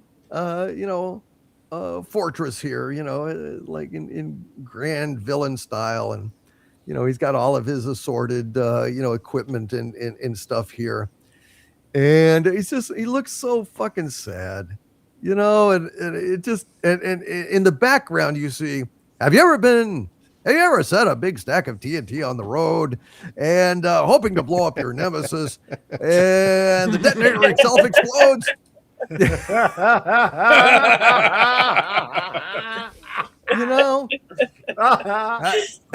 I mean, have you ever pulled the ripcord of your parachute and only a bunch of silverware comes out? It's not your fault. Acme is evil. Ting! He's got an idea. Great. This is fantastic So cool. stuff. This is fantastic stuff. I love that he doesn't say anything. Yeah, he's not doing the Wile E. Coyote super genius, because it makes him a silent film star. Yes. And he's got a great comic timing. And here is Will Forte, his lawyer. You're looking at the guy who is taking on the biggest corporation in the world. And I love, it's like they're suing us, John Cena is kind of perfect in this regard. Got a little settlement thing. It's like Acme, the portrait. I love the plunger there and the little model rocket ship. And, this is for you. And look, Avery, Jones, and Maltese. 3 of the creators of, Warner Brothers classic cartoons. It's so fucking full of love. All you got to do is walk out this door right now. He says, and he's just astonished. He's astonished, but oh God, oh dear. Oh dear. He's like, don't do that. Yeah, and John Cena's like, this is not funny. I thought cartoons were supposed to be funny. He's like, I don't know. This is and there he's like in the trial, demonstrating these unsafe products. There's it's raining anvils, and knowingly making dangerous products. Boom for decades. This is fucking awesome, like missing man. teeth. I know. Jeez. Oh gosh, dude, this is great stuff. Is there anyone in the whole world that says who cares what happened to the Coyote and at all? And he says, I do. And man, shit, that's hitting me in the feels right this minute. Yeah, That's hitting me in the feels right this minute. that's good. This is great. This is great. I mean, Show more of the hits, man. This is fucking like amazing. He's one of the most hardworking people I have ever met. He's just, he would never think of quitting. Oh, here's the Joker scene. And this is just, and I think everyone should be inspired by that. And look at him just at peace in the sticking his head out in the breeze. I mean, this is fantastic. we tweet he's calling. I mean, look at all the cameos and it's just one. Look at that Oscar-winning rabbit, Bugs Bunny. Yep. I like how it looks like Who Framed Roger Rabbit. Yeah. I really like that. They have done an incredible job. It's beautiful, dude. Yeah. Look at that. The classic font. Obviously a threat because there's a rock that falls on the car. And like, I'm here for the pantsless modeling gig.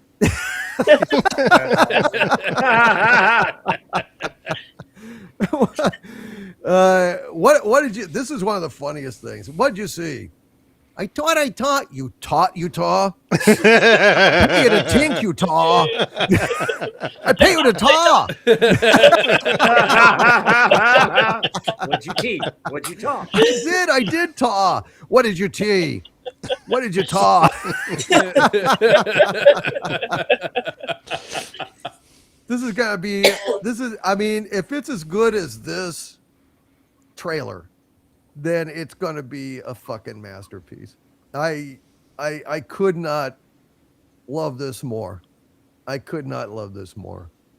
It really got me, man. It all my life I have felt so sorry for the Coyote, and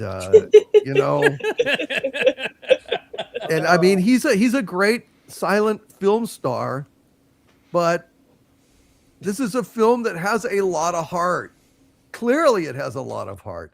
Clearly it has, like, it's steeped in Looney Tunes tradition. The models all look spot on. Like you said, Gary, it looks gorgeous. I mean, last year's the Day the Earth Blew Up. Gorgeous, full hand done animation. Mm-hmm. Yeah. And it broke my heart that hardly anybody saw it in theaters. It snuck in. Well, goddamn, I want to make sure this movie doesn't sneak into theaters unremarked. I want to be sure and get all of you guys to go out and see this movie. Mm-hmm. And for God, all of us Looney Tunes fans, this deserves to be seen. Gary, what do you think of this trailer? I loved it. I really am getting excited about this movie. I really, really, I love Looney Tunes. I love Looney Tunes. I literally, I laugh so hard I puke when I watch Bully for Bugs. Every time. It doesn't matter. You can put it on any time, and I will laugh so hard I'll be convulsing. It's like one of the funniest things I've ever seen in my life. And your screen caps were just like chef kiss, I put a lot of love because you see his poor face, and then flat, God, it's so funny, so much fun. I can't wait. I really can't. I'm so glad this came out, and I really want to know why they tried to hide this thing. I really want to know why. Yeah, why? Why the fuck would you do that? And it's so weird that we have an actual legitimate real reaction to just this trailer. Like, we're really excited about it. And is it a coincidence that, they tried to stuff this, movie down? You know what I mean? Like, all the other movies, all the other trailers, everything that we see, it's always really just like crap. But now, like, we finally get something great that almost didn't make it, but is going to make it. So we shall it's find a out. miracle, and it's by the Case study. same guys that bought the rights to release The Day the Earth Blew Up. But I Yeah. guess they didn't have any money to market it, or it's a damn shame, because I recommended it and you saw it, and the animation was incredible. I thought it was it's great. really well done. Yeah, it's good. It is good. I like this style of doing a Looney Tunes movie much better. Yeah, it's where really you're wonderful. interacting with comedians and real actors, and it's like Roger Rabbit. I really, really like that. Yeah. So I can't wait. I'm getting excited. I cannot wait. I'm going to go see this thing a couple of times, I think. Yeah, me too, man. And I'm Yeah. going to get it on Blu-ray or 4K or any way Yeah, that I'll spend a lot of can. money on this thing. I'll buy the popcorn tub. They better have an Acme popcorn, like an Anvil popcorn tub, or a wouldn't that be dynamite great? plunger or something. I want that. Wouldn't that be great? Yes, That'd be awesome. That'd be glorious. Can't wait. Or like I've got a remember those vintage like kids shampoo or soap things, soapies, I think they called them. Yes. I've got a great one. I'm looking right at it here of Wile E. Coyote looking, wide-eyed and miserable with a rocket strapped to his back. So he's flying, it's like a rocket, you've got the powdered smoke going on underneath. I love that. I can't get enough of Wile E. Coyote. He's Yeah. kind One of my favorite characters of all time. Oh, one of the Yes, greatest. definitely. Literally just never gives up. Never gives up. Yep. He never does. And I've got It's not about survival. It's not about food. It's just about getting that damn bird. It's just he never gives up. He's someone really to look up to. He never gives up. Wile E. Coyote got smashed, blown up, exploded, sent to the moon. Yes. I gotta when he falls off the cliff. You see him falling, and it's just like. Remember when he has like the superhero costume to try and fly? I've got an action figure of that. It's in my the theater. Batman, He's like in the was it called green Batman with the wings? wings and Look on his everything. face. He's so confident when he's fighting. He's like, And his toes, he's wiggling his toes a little bit.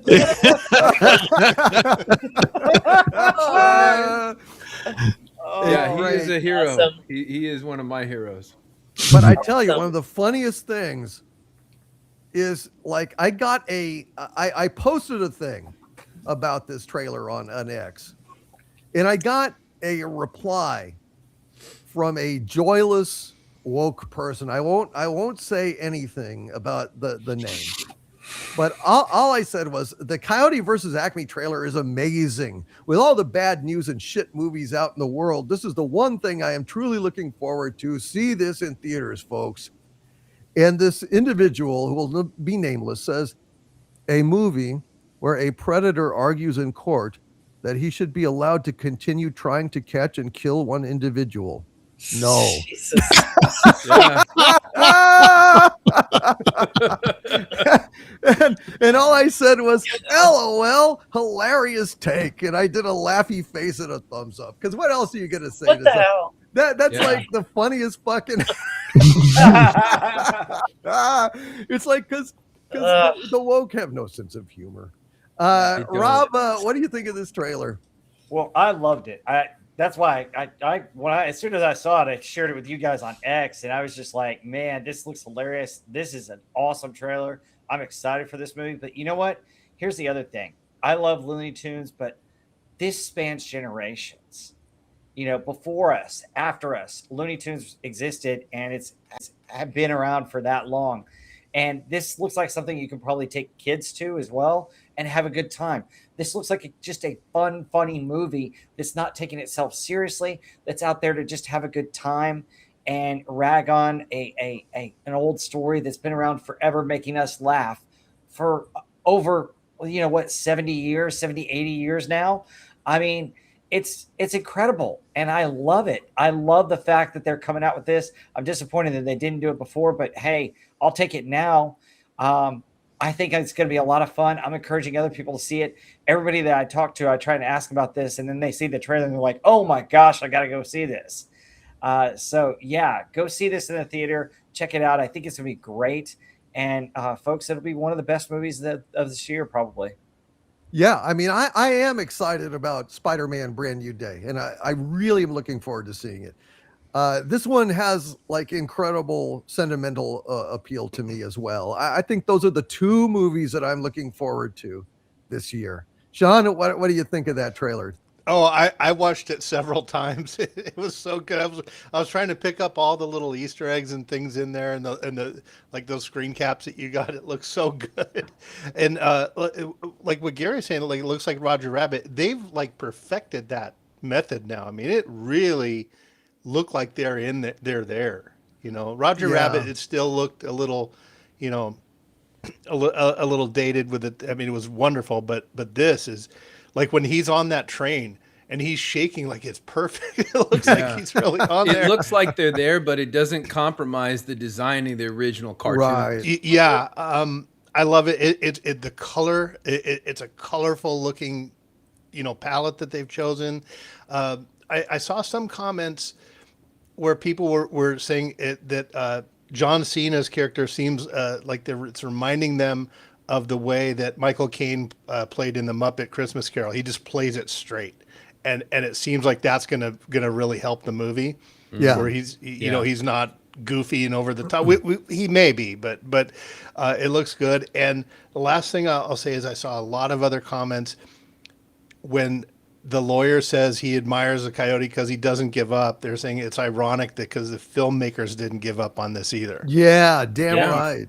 And that's like kind of a cool irony, and it's going to transfer to the film. I can't wait to see this.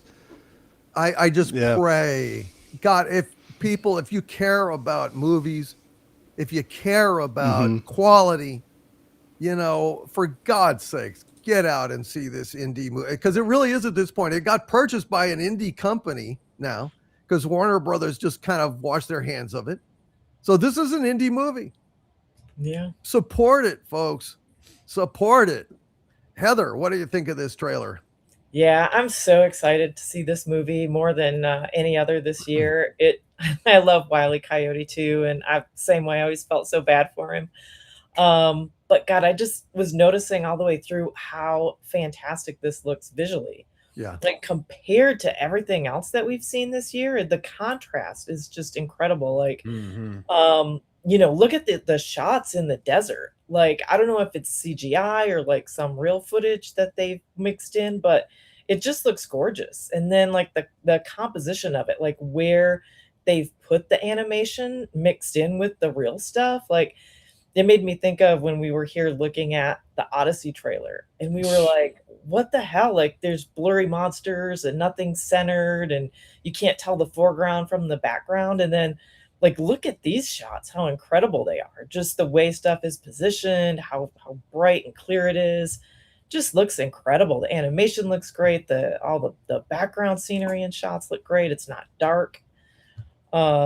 Just, yeah, in addition to it just looking like a great, hilarious story and loving Looney Tunes, this movie by far visually looks the best of anything we've seen in a long time. 110%. I'm just overjoyed. Overjoyed. Nick, are you there, man? Yep, I'm here. What do you think of this trailer? The trailer completely won me over, which I was already excited for it, but this last trailer that dropped, I absolutely loved it. When I was sitting there watching it, I was like, man, this like captures the classic Looney Tunes humor. I was literally laughing at parts in the trailer. Wile E. Coyote, you know, definitely is in the spotlight, which he totally deserves in this movie. The mix with the live action animation feels super fun. The comedy landed for me. Let's see what else was in there. The one thing that I'm not a fan of, I'm not a John Cena fan. So like it's not going to take me away from the movie, and I'll probably still like the movie. I wish they would have cast somebody else other than him for me personally. But Well, at I least he's can't the villain, you know. Yeah, Right. yeah. We can love to hate him. I mean, I Yeah. agree. I'm not a huge Cena fan, but you know. But I really liked him in the first season of Peacemaker. I don't have anything against the guy. He's doing the best he can. It's not his fault that Peacemaker 2 season 2 sucked. Oh yeah. You know, but go ahead, Nick. Yeah, but yeah, it's great to finally see this movie getting a chance after nearly being shelved. I mean, tons of fans were calling for this thing to get released, and we're actually getting it. I can't believe it. You know, other than the Spider-Man movie, I think this movie could be one of the biggest surprises of the year, movie-wise. Yeah. You know, I just hope that people go out and actually support it. The marketing has been decent so far.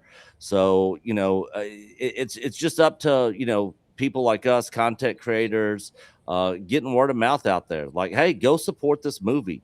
Yeah. You know, it was nearly shelved. It deserves your money and your ticket to go see and go give it a chance. But yeah, I'm definitely going to see it. Just like Gary was saying, I'm buying all the stuff at the theater, the popcorn buckets, I'm getting all of it, you know, opening weekend. So yeah, I'm super excited, looking forward to it for sure.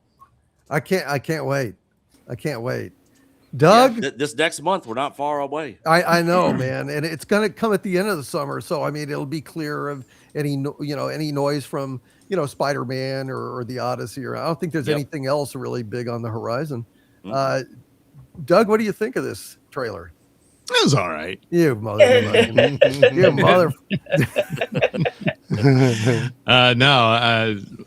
Yeah, the trailer. I mean, I was, like Nick, I was pumped for it.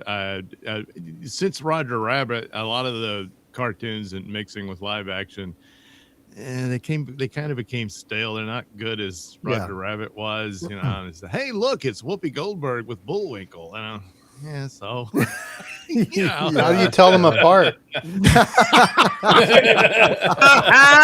Well, one is a squirrel.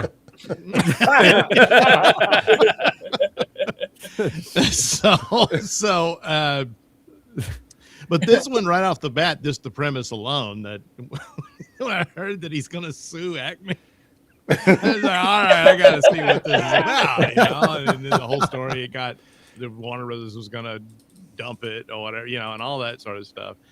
And then to see this trailer, it had, I agree with everyone's a take on it. It looks really good. The whole cool premise there. And then I don't have a problem with John Cena myself, but I mean, that scene with him talking to Tweety Bird. That is fucking great. That is fucking great, man. I mean, that just sells the whole thing. Right there. Yeah. I mean, it's just too good. It's like the first trailer didn't reveal all of the wit. Right. And all of the heart. Yeah. It was just kind of showing us a little bit. I'm like, well, okay, I'm this is a much better trailer. This is this is really something. Yeah. So I'm sold. So yeah, it looks like Spider-Man in this for the win of this year. You know?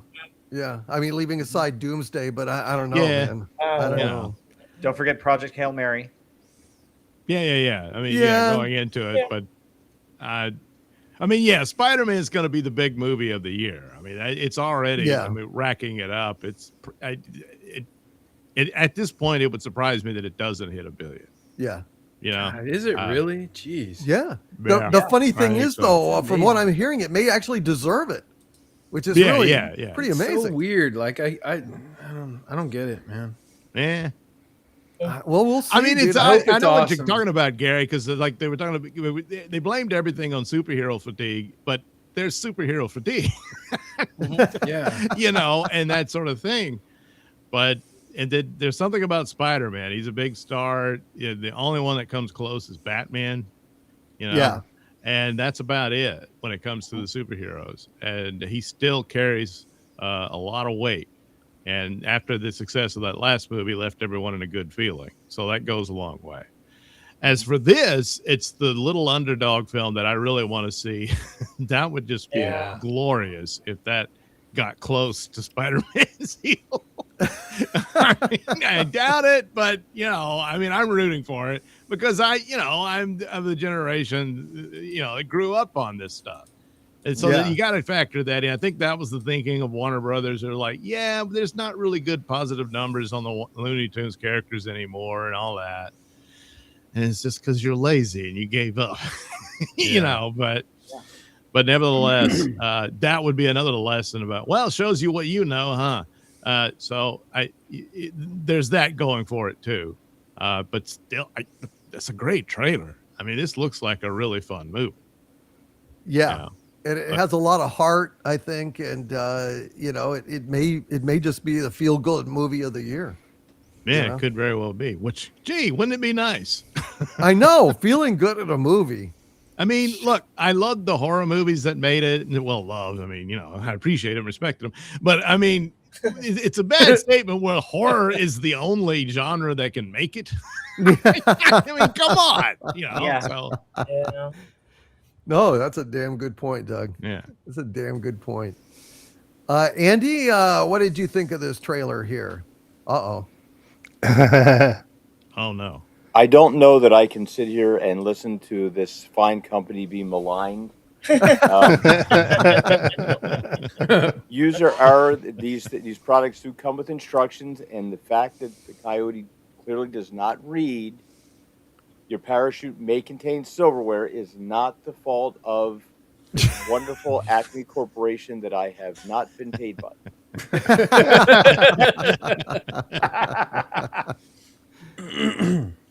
This looks great. I can't wait. I can't wait for this thing to come out. This is Looney Tunes were everybody used to love talk about Disney cartoons. I was always like, give me Looney Tunes any day of the week. Yeah. They were so much fun. They were on all the time. Bugs Bunny. I mean, no matter what. Like, and when I was home from school sick, I would put on Looney Tunes, and it would just I would laugh my butt off and feel much better. So this, and it looks like it's been given the respect and the love that it deserves. That's, I think, the most important element. I agree, and I think it's an obscenity that there are kids out there these days that have not seen these cartoons. I mean, I mean, and it's not just like sentiment. It's not just like, I grew up on those cartoons or any of that kind of crap. Because, there's a lot of stuff that I grew up on that I look back on now and just go like, yeah, that really wasn't all that great to start with. Yeah. Looney Tunes are not them. Right. Looney Tunes are genius short films, some of the funniest, best short films ever made. And they have things for kids. They have things for adults. Right. It's pure fucking genius. And it's sad. Yeah. I mean, kids are watching shit like Square Pants, SpongeBob, whatever the fuck. Where in the world is Carmen? I don't know what the fuck they watch anymore. Baby Shark or some shit. Bluey. I don't know. This is pure genius. And if you're not giving this to your kids, it's nigh unto neglect. Yeah. The other thing, Doomcock, is a lot of these shorts used to play before movies. Right. Man. Oh, they all did. That was the whole that was point. part of the thing. You get a serial, cartoon, then the movie. Yeah. I would love to get that back. I would love to see a cartoon before a movie. Oh, I know it, man.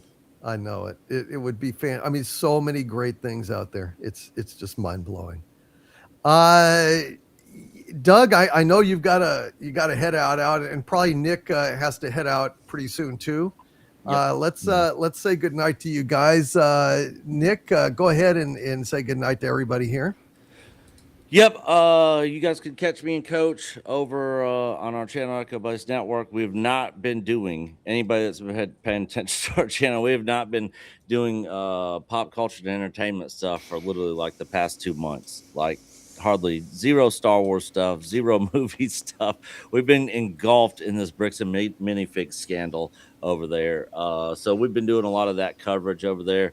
But it's always a pleasure being here on the show. I know I've not been here in a while, but I've been extremely, extremely busy. But I always love being a part of this panel here on the channel. Thanks to all the mods and everybody in chat for supporting DC and all of us. And until next time, we'll see you guys later. Thank you very much, Nick. Good to Thanks, see guys. you, buddy. Bye, Nick. Good to see you Bye, guys. Nick. See you, Nick. Bye. Good night, brother. Later, see you Nick. next time, Night, hopefully. Nick. Yep, Good night, later. Nick. And Doug Nelson, please go ahead and plug your vast entertainment empire. It's true. I'm Doug Nelson. That's the name I was given, and I guess I'll keep it. Turns out I got a channel called the Nelson Ratings where I talk about the stuff we've been talking about here. Funny how that works out, you know? I don't know. I guess Doomcock caught one and said, well, let's see what he does here. I guess he liked me okay because I'm still here. That's nice. Anyway, I got a podcast also called The Mr. Nelson Show over at RadioMisfits.com or wherever you get your podcast. It's got all kinds of stuff in it. I forget what. But I do remember doing these audio plays in there. And eventually, when I find the time, I adapt them into comic books, most notably Night Night. Oh, yes. All you have to do to get that happy looking, excited face that Rob Wright is demonstrating there is to head over to indieplanet.com and look up Night Night. Oh boy. And all you got to do is order your copies and they will arrive shortly and they'll be in your hands and you'll have that smile, the likes of which makes Rob Wright Mr. Right every day. Yes, that's how that'll work. So now you know the secret to happiness. You're welcome from your old pal, Doug Nelson. All right. Thank you. Thank you, Doug Nelson. We appreciate you, man. Gosh, hope you can join us next week for with a review of Spider-Man Brand New Day. We'll all be reviewing it at that point. Yeah, I got a big week ahead of me. Holy shit. Boy. All right. All Well, right. shit, I'm envious. You won't be. You wouldn't be. No. I mean, other than Spider-Man, that'll probably be the best part. But, I would imagine so. yeah. Thank you, Doug. I appreciate you, buddy. All right. Have a good night, everybody. See you, Doug. Bye, Doug. Doug. Doug. Hi, Doug. All right, let's get to some super chats, and then we're gonna get to the movie that we love this week. I think, unless we had any other business we needed to transact before we hit this. All right, let's do it.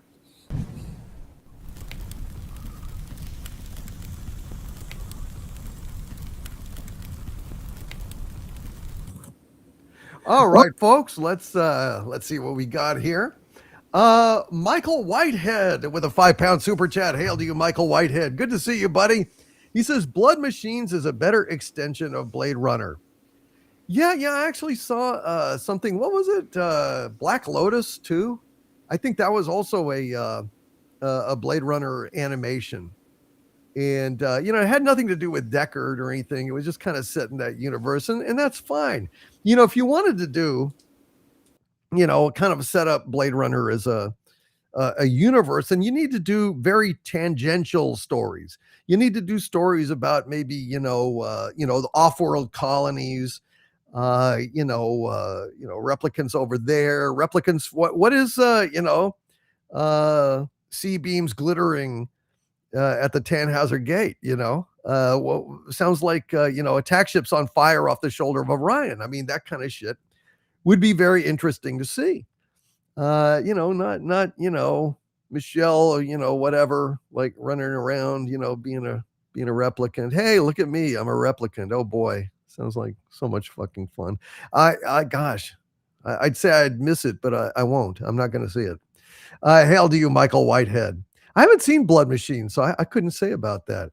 JRC99US with a $5 super chat. Hail to you, JRC99US says, I'm sorry, but to hear all Star Trek is being reset, that's the same crap that Jar Jar pushed with 09. We need to get back to Roddenberry Berman Trek. No, I agree. And we don't really know the details of what they were talking about. I mean, if they were going to reset the whole thing, then yes, it's flushing the whole universe down the toilet. I don't think that's what they meant. The problem is we don't know for sure. All we know is we're walking away from, Kurtzman Trek and good riddance to bad rubbish, in my opinion. Hail to you, JRC99US. Don't despair yet. As soon as I hear what is actually going on, I'll let you guys know. As soon as I can, anyway. The Creeper Crusader with a $5 super chat. Hail to the Creeper Crusader says, They give us slop. We fall back. They destroy entire franchises. We fall back. The line will be drawn by Overlord Doomcock. Here and no further. Yeah, but I'm not going to back away the next sentence and go, okay. Like Picard did. All this big fucking to-do speech and everything. And then she just gives him the stink eye and he goes, all right. Just kind of walks away and she gives him the, the cuckold look. Jesus. Fucking First Contact. Yeah. Not a fan. Not a fan. Hail to the Comic Relief Crusader out there in the chat. Hail to JRC99US. And yes, Soldier is set in the Blade Runner universe. That had Kurt Russell in it. I think David Webb Peoples, one of the writers of Blade Runner, actually did that. Michael Whitehead, again, with a 10-pound super chat. Hail to you, Michael Whitehead, and thank you, sir, for your generosity. Oh, gosh. Okay, it jumped on me.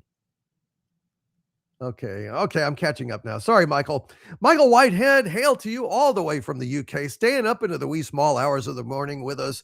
Michael Whitehead says, with a 10-pound super chat, I thought Star Trek Delta, Neelix building the Federation in the Delta Quadrant would be a great direction to go to. Take the series right back to original roots in a different area of the galaxy. Well, Michael, no matter what they do, Star Trek at its best is not just science fiction. It's also action adventure. It's also heroism. Captain Kirk often said things like this. He said, there are some things that men must do to remain men.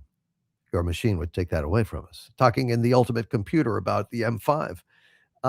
There was a romantic quality to the original Star Trek, to Captain Kirk, a masculinity, a sense of adventure that I think is at the core of Star Trek at its finest. And, if we go to a bloodless future where it's, in the year 2000, all the way in the year 2000, if we lose that sense of heroism, adventure, wonder, and adventure, that we're just, it's not going to really be that good. So I'm hoping that in some way we get back to the original roots of Star Trek, in spirit, if not in actual time period. Although I honestly, I think the best Star Trek you could possibly do would be to just take one of the other 12 starships that were not the Enterprise. And, they went off in an entirely different direction than the Enterprise. And they had different adventures with those wonderful outfits, with the original designs. That I'd be in paradise. Star Trek Continues proved that you can absolutely do that without a shadow of a doubt. And so did Axanar to some extent. There's nothing wrong with the original uniforms, the original equipment.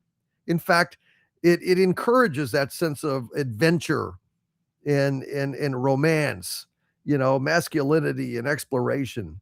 You move too far forward. It's like Sean was saying, and I felt this all the way, that I think being parallel to the original Star Trek would be the way to go. Not way in the future. At that point, the tech starts to become inseparable from magic, and then what do we got? So it's got to be relatable, at least. It's got to be close enough to our time that they still, reference, like in the Orville, reference the pop culture that we love. Only they look at it as retro. I think didn't like on the Orville, didn't they sing Total Eclipse of the Heart at one point or something in karaoke? You will be silent. It was fucking amazing. I miss the Orville. I hope that comes back at some point. The Creeper Crusader with a $2 super chat. Hail to the Creeper Crusader, says, biggest downgrade of MJ. Oof. What, Zendaya? Yeah. Zendaya. I don't know, man. Whatever. it's Spider-Man. I guess I'm interested. I don't know. It is a shame. She's okay. I don't have anything against her. It's just not, not setting my world on fire or anything. I don't know. Hail to you, the Creeper Crusader. I agree with you, man. Paula Vieter Gamer with a $5 super chat. Actually, two $5 super chats in a row. Thank you very much, Paula Vieter Gamer. He says, hail all. Some more fun news tonight. Shift at Midnight is a fun single or multiplayer horror game set in a gas station with jump scares and action. Sweet. Oh, that sounds pretty good. Sounds like a indie horror movie game. It sounds kind of fun. Hail to you, Paula Vieter Gamer. Shit, I need to check that out.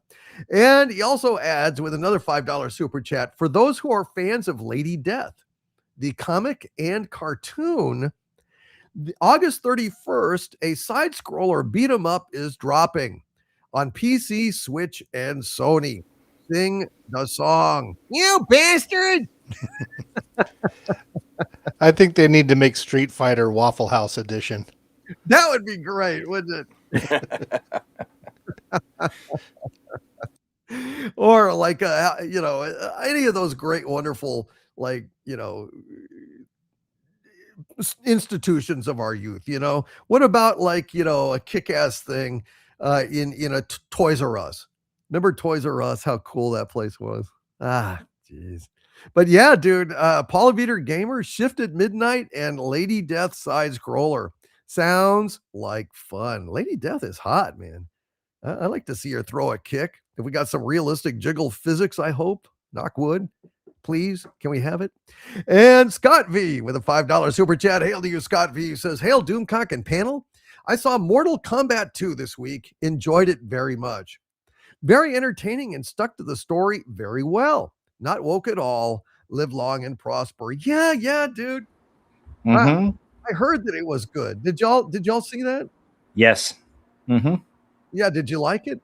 Yeah, I liked it. I reviewed it on my channel, but also, yeah, it's out on HBO Max now, and it stuck to the story, and it did the things that they didn't do in the first one that the fans wanted. So it catered more to the fans, which I thought was great. Now it's very violent, like the game, which is another thing that I think really helped it as well. Nice. All right, folks. So any of you guys out there, fans of Mortal Kombat, I love to play it. It's just like, it's a video game. I generally don't go see movies based on, video games. I didn't go see the Battleship movie, right? It's, I played Battleship. I don't need to see a whole movie based on Battleship, for God's sakes. It's weird. The world, Hollywood is,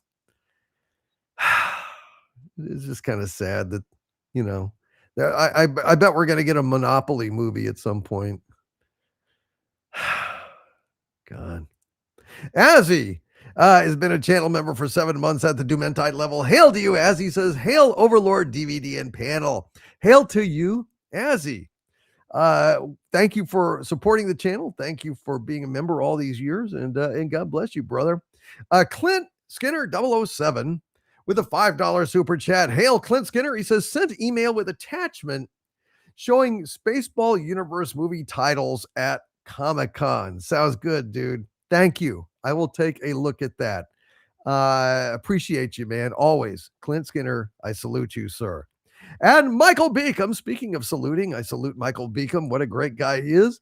With a $10 super chat. Hey, Michael, he says, when I hear about Coyote versus Acme being scrapped, I think of an episode of The Critic where Jay writes the ultimate script and the studio exec throws it into a glass vault because it's too good.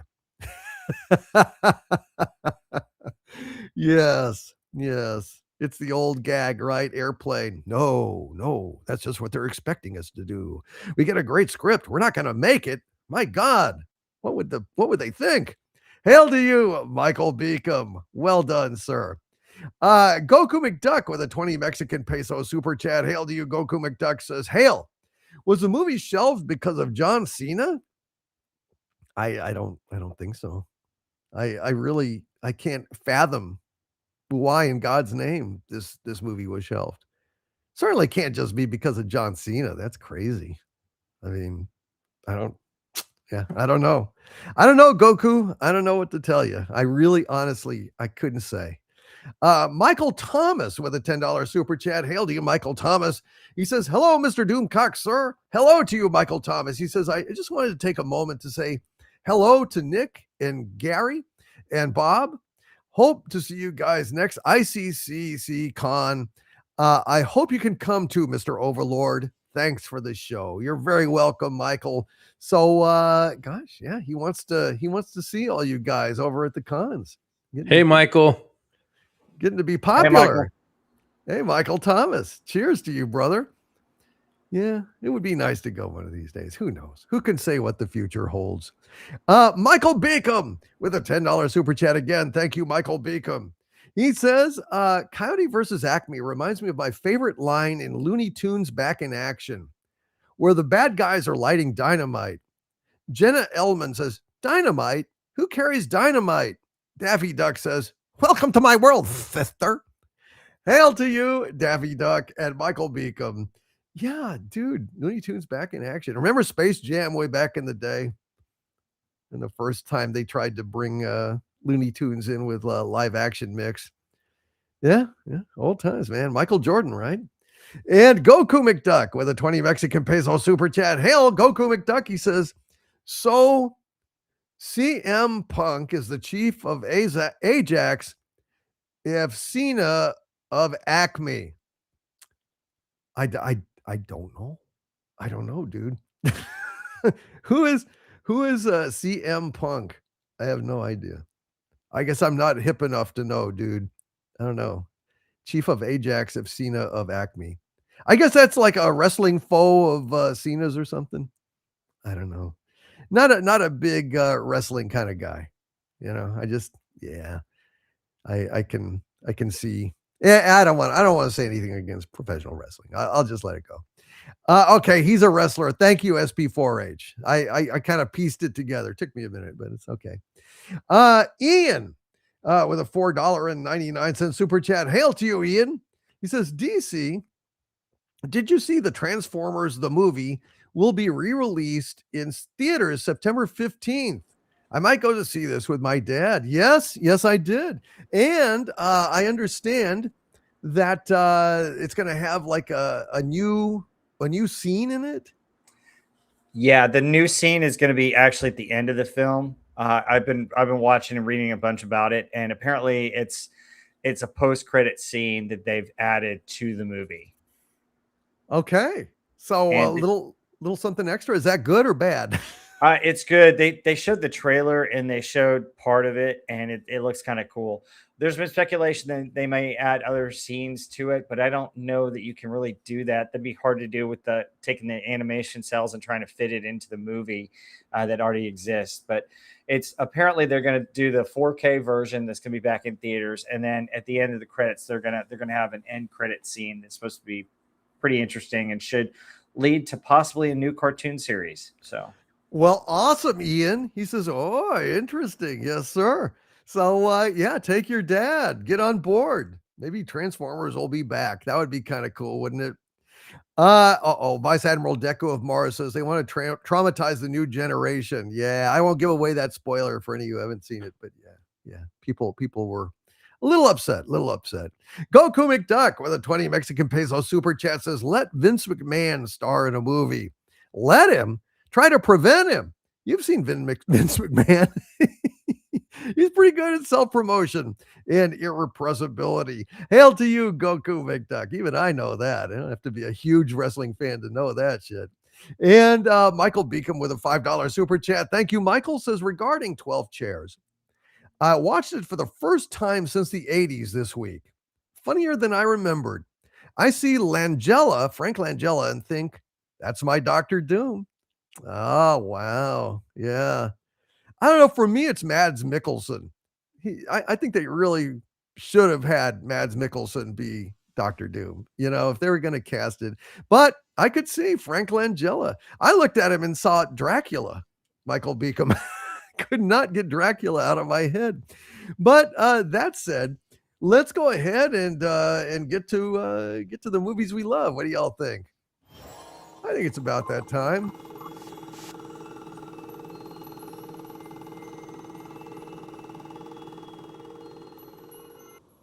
All right, the 12 chairs, ladies and gentlemen. This is a much lesser known Mel Brooks movie, but it's interesting for a lot of different reasons. Gary, I know this was a bit of a tough assignment for you. Oh yeah, it was a tough one. What do you think about it? Well, I'll let you know. Okay. All right, here we go, guys. First off, microphone check, testing 1, 2, 3. Mic number 1. Isn't this a lot of fun? You sound great, dude. Okay, great. Here we go. The 12 chairs. I hate people I don't like. Starring Count Dracula, Bon Chance Louis, and the only Caesar in history to fart on camera.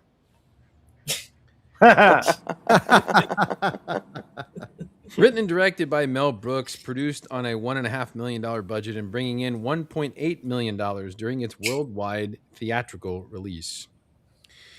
10 years after Melvin James Brooks was honorably discharged from the United States Army, the young World War II veteran made a ritual every Tuesday night to meet with artist Irving Speed Vogel, Catch-22 novelist and screenwriter Joseph Heller, The Godfather author and Superman screenwriter Mario Puzo, and local diamond dealer Julius Green in Manhattan, Chinatown for a little Kung Pao kosher. While he was slurping up his sweet and sour matzo soup, Julian gave him his personal copy of Ilf and Petrov's novel, The 12 Chairs. Green insisted to Brooks that the book would make a great movie, and after reading it, Brooks agreed. However, decided to change one plot point of the novel.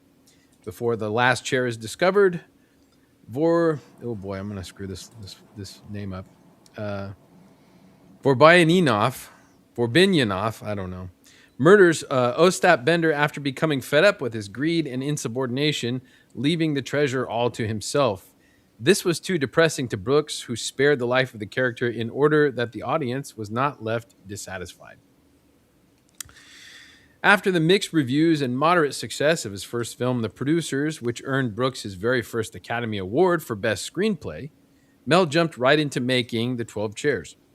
He decided that the film needed opening title music, and his wife, Anne Bancroft, suggested he write it himself. Remembering the little gold statue on his shelf, which was given to him for writing a script, Brooks figured, hey, why not? And simply added lyrics to Johann Brahms' Hungarian Dance No. 4 and called it Hope for the Best, Expect the Worst. Oh, wow. The musical number was used as a theme throughout the film, composed along with its original score by his maestro from The Producers, John Morris. 4 years later, young Frankenstein would borrow a few of the themes, and Morris would become a longtime collaborator with Mel Brooks. Wow.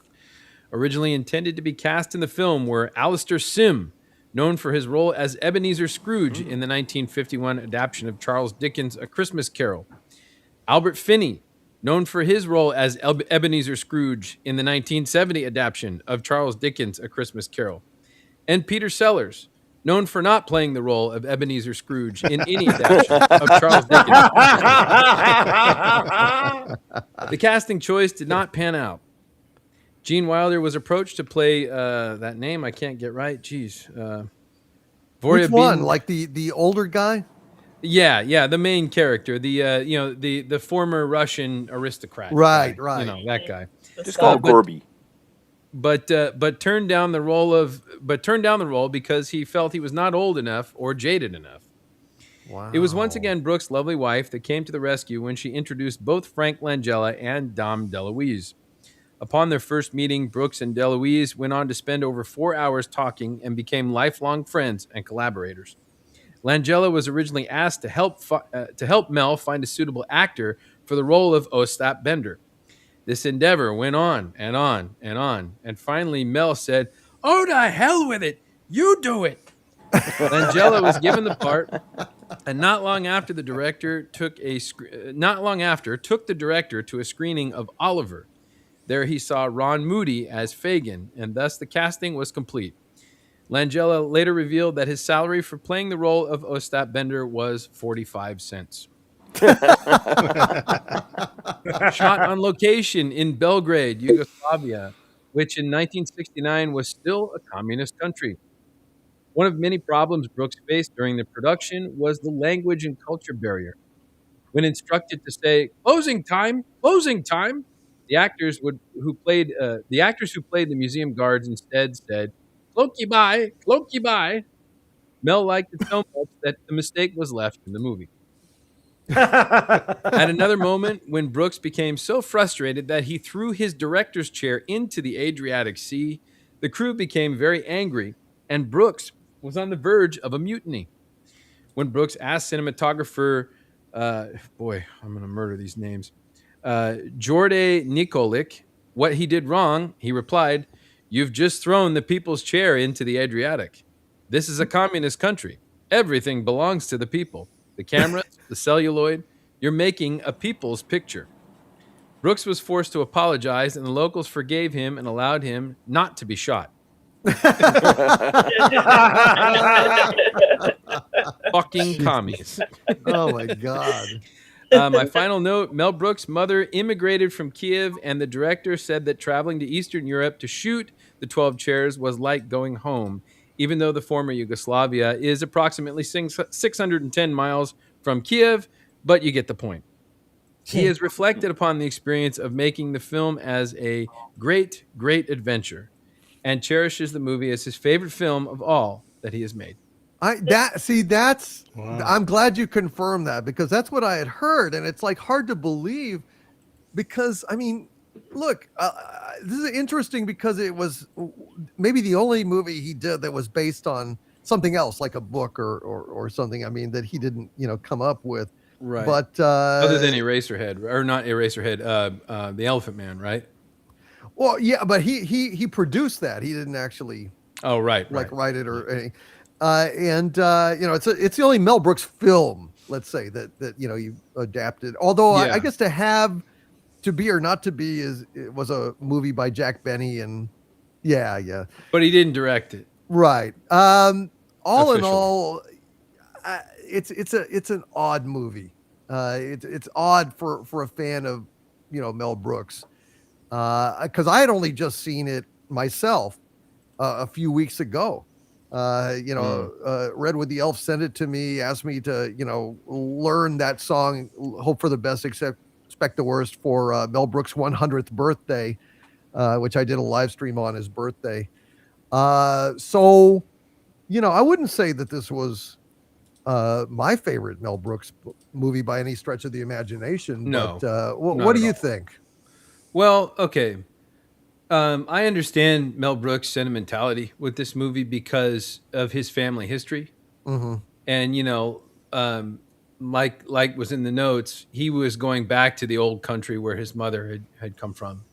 Mm-hmm. And he just kind of reconnected with that part of his own personal history. And I can see that. The original ending of the book actually makes sense with the ending of its own story. Where the guy just the main character, the former Russian aristocrat guy, murders the con man, the trickster character, the Frank Langella character. Wow. And I think it was just before they find the chair, the last chair. And we're going to spoil this, right? Because I have a real problem. Sure. With this. Okay, yeah, this is a spoiler alert, guys. I'm going to tell the ending of the movie right now. So if you don't want to hear the ending of the movie, you can mute right now. Okay, so the ending of the movie makes sense if that character is killed, because then the guy gets what he deserves. There's no jewels in the chair. It makes sense. It's like a Twilight Zone type ending. It's a sort of a lesson. But by cutting that part out and still not delivering the treasure in a treasure hunt movie is a huge crime to me. Huge cinema crime. Yeah. I mean, it didn't have to all be there. I could see the Soviets, ripping the chair apart, taking the jewels and everything, but maybe there was another piece of the chair where there was one diamond in it or something that allowed them to they had something. They could buy a farm or something. You know what I mean? Like it got them out of that situation. Yeah. And if you're going to change it for if you're going to make a movie that's not, a depressing Soviet era novel, which I mean, it sounds like they were all like that, Yeah. because that's where they were, and I get that. But, for a movie and for an audience, if you do a treasure hunt movie and you don't show the treasure at the end of the movie, you're dead meat, man. You're dead meat. The crowds are going to, pitchforks and torches and stuff, and you're dead. You can't do that. There has to be something to me. That was just my own personal, Yeah. like I was like, oh, Well, really? God, yeah, we no, went through that whole movie. Yeah. And these guys, I actually like these guys. I'm rooting for them, and they lose. Yeah. And if he did, if he did the book ending, then I would be like, you know what? Fuck that guy. And then he doesn't get the jewels, and then it's like, oh, okay, well, that's what you get, So I really liked the movie up until the end. Wow. Okay. Yeah, I really I think Dom DeLuise, watching him run around and do his shit is hilarious, and I love Mel Brooks, and I thought Frank Langella is fucking great. I He really was great. like Frank Langella. I really Yeah. like him. I love when they're going into like the ministry of all the stolen shit that the Soviets have, like the ministry of bar stools and the ministry of tchotchkes and shit that's that belongs to the people. That's hilarious, because that waste shit was paper. true. And then the streets. I don't know if you guys noticed in the beginning of the movie, but the streets are named after Russian royalty, and then they crossed out all the names and shit, Yeah. and it's like Yeah. named after Marx, and then the one guy that there was one guy that it was either Marx or Stalin had killed at some point, but they threw that in Trotsky. as an Easter egg, Trotsky, even though it was yeah. before the Trotsky, time. They crossed off his name or something. That was kind of funny. Yeah. But there's definitely some genuine good Mel Brooks jokes in this movie. He's in it for a little while. He's very funny, and it's really shot in the Soviet Union. It's shot in Yugoslavia, which does not exist anymore. It's a different place. Right. So, and it's shot, like the problems that he was having making the movie were communist problems, like where people were about to quit because he threw his director's chair, which, is not his, apparently, none of his own shit was his, into the Adriatic Sea, and they got all pissed off. It's just weird. Must have been a weird experience.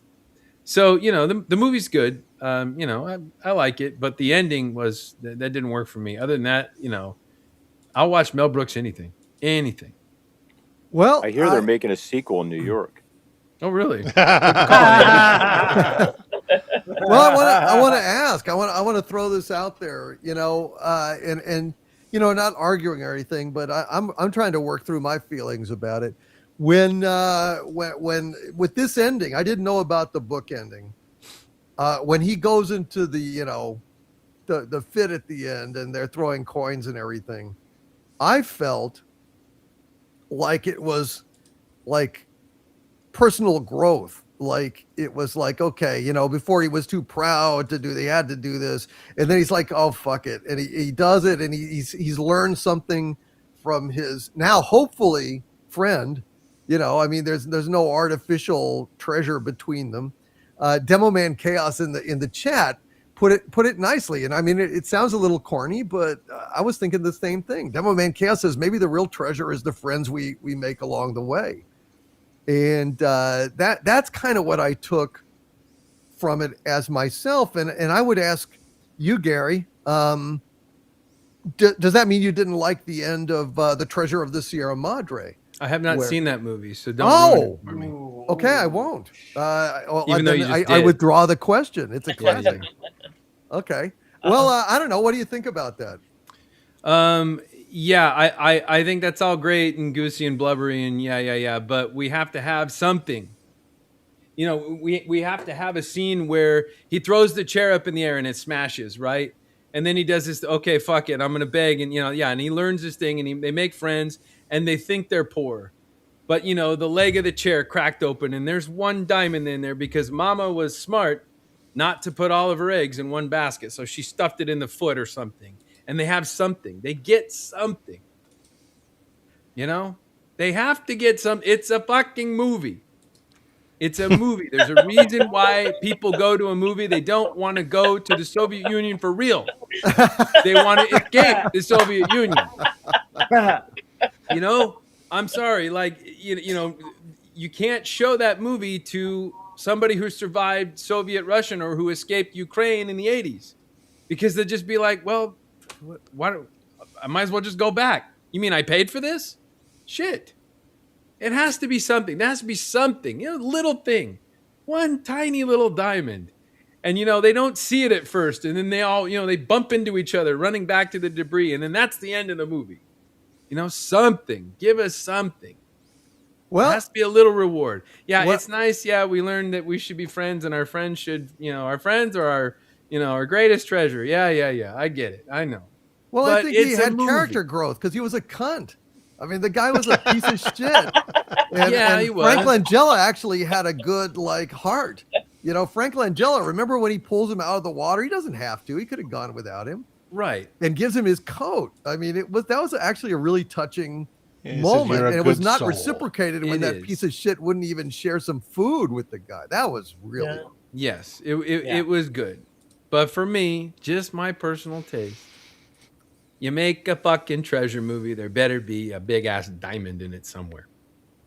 Well, the way I would have ended it is like after that, like, you know, like they've had it, there is no treasure and everything else. Cut back to the beginning of the movie, show them leaving the old lady, and they run out, and the old lady like hears them running off, and then says, "Fucking vultures," and pulls out her necklace from under her pillow and dies. There you go. Now that would have been fun. There you go.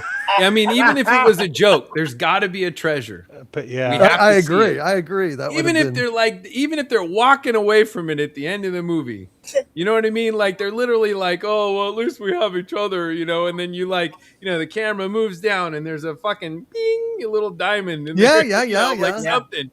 And then they're like, you know, they look back and boom, we cut to the credits or something. I don't know. Just give me something, Mel. Or they're walking away. He throws the chair.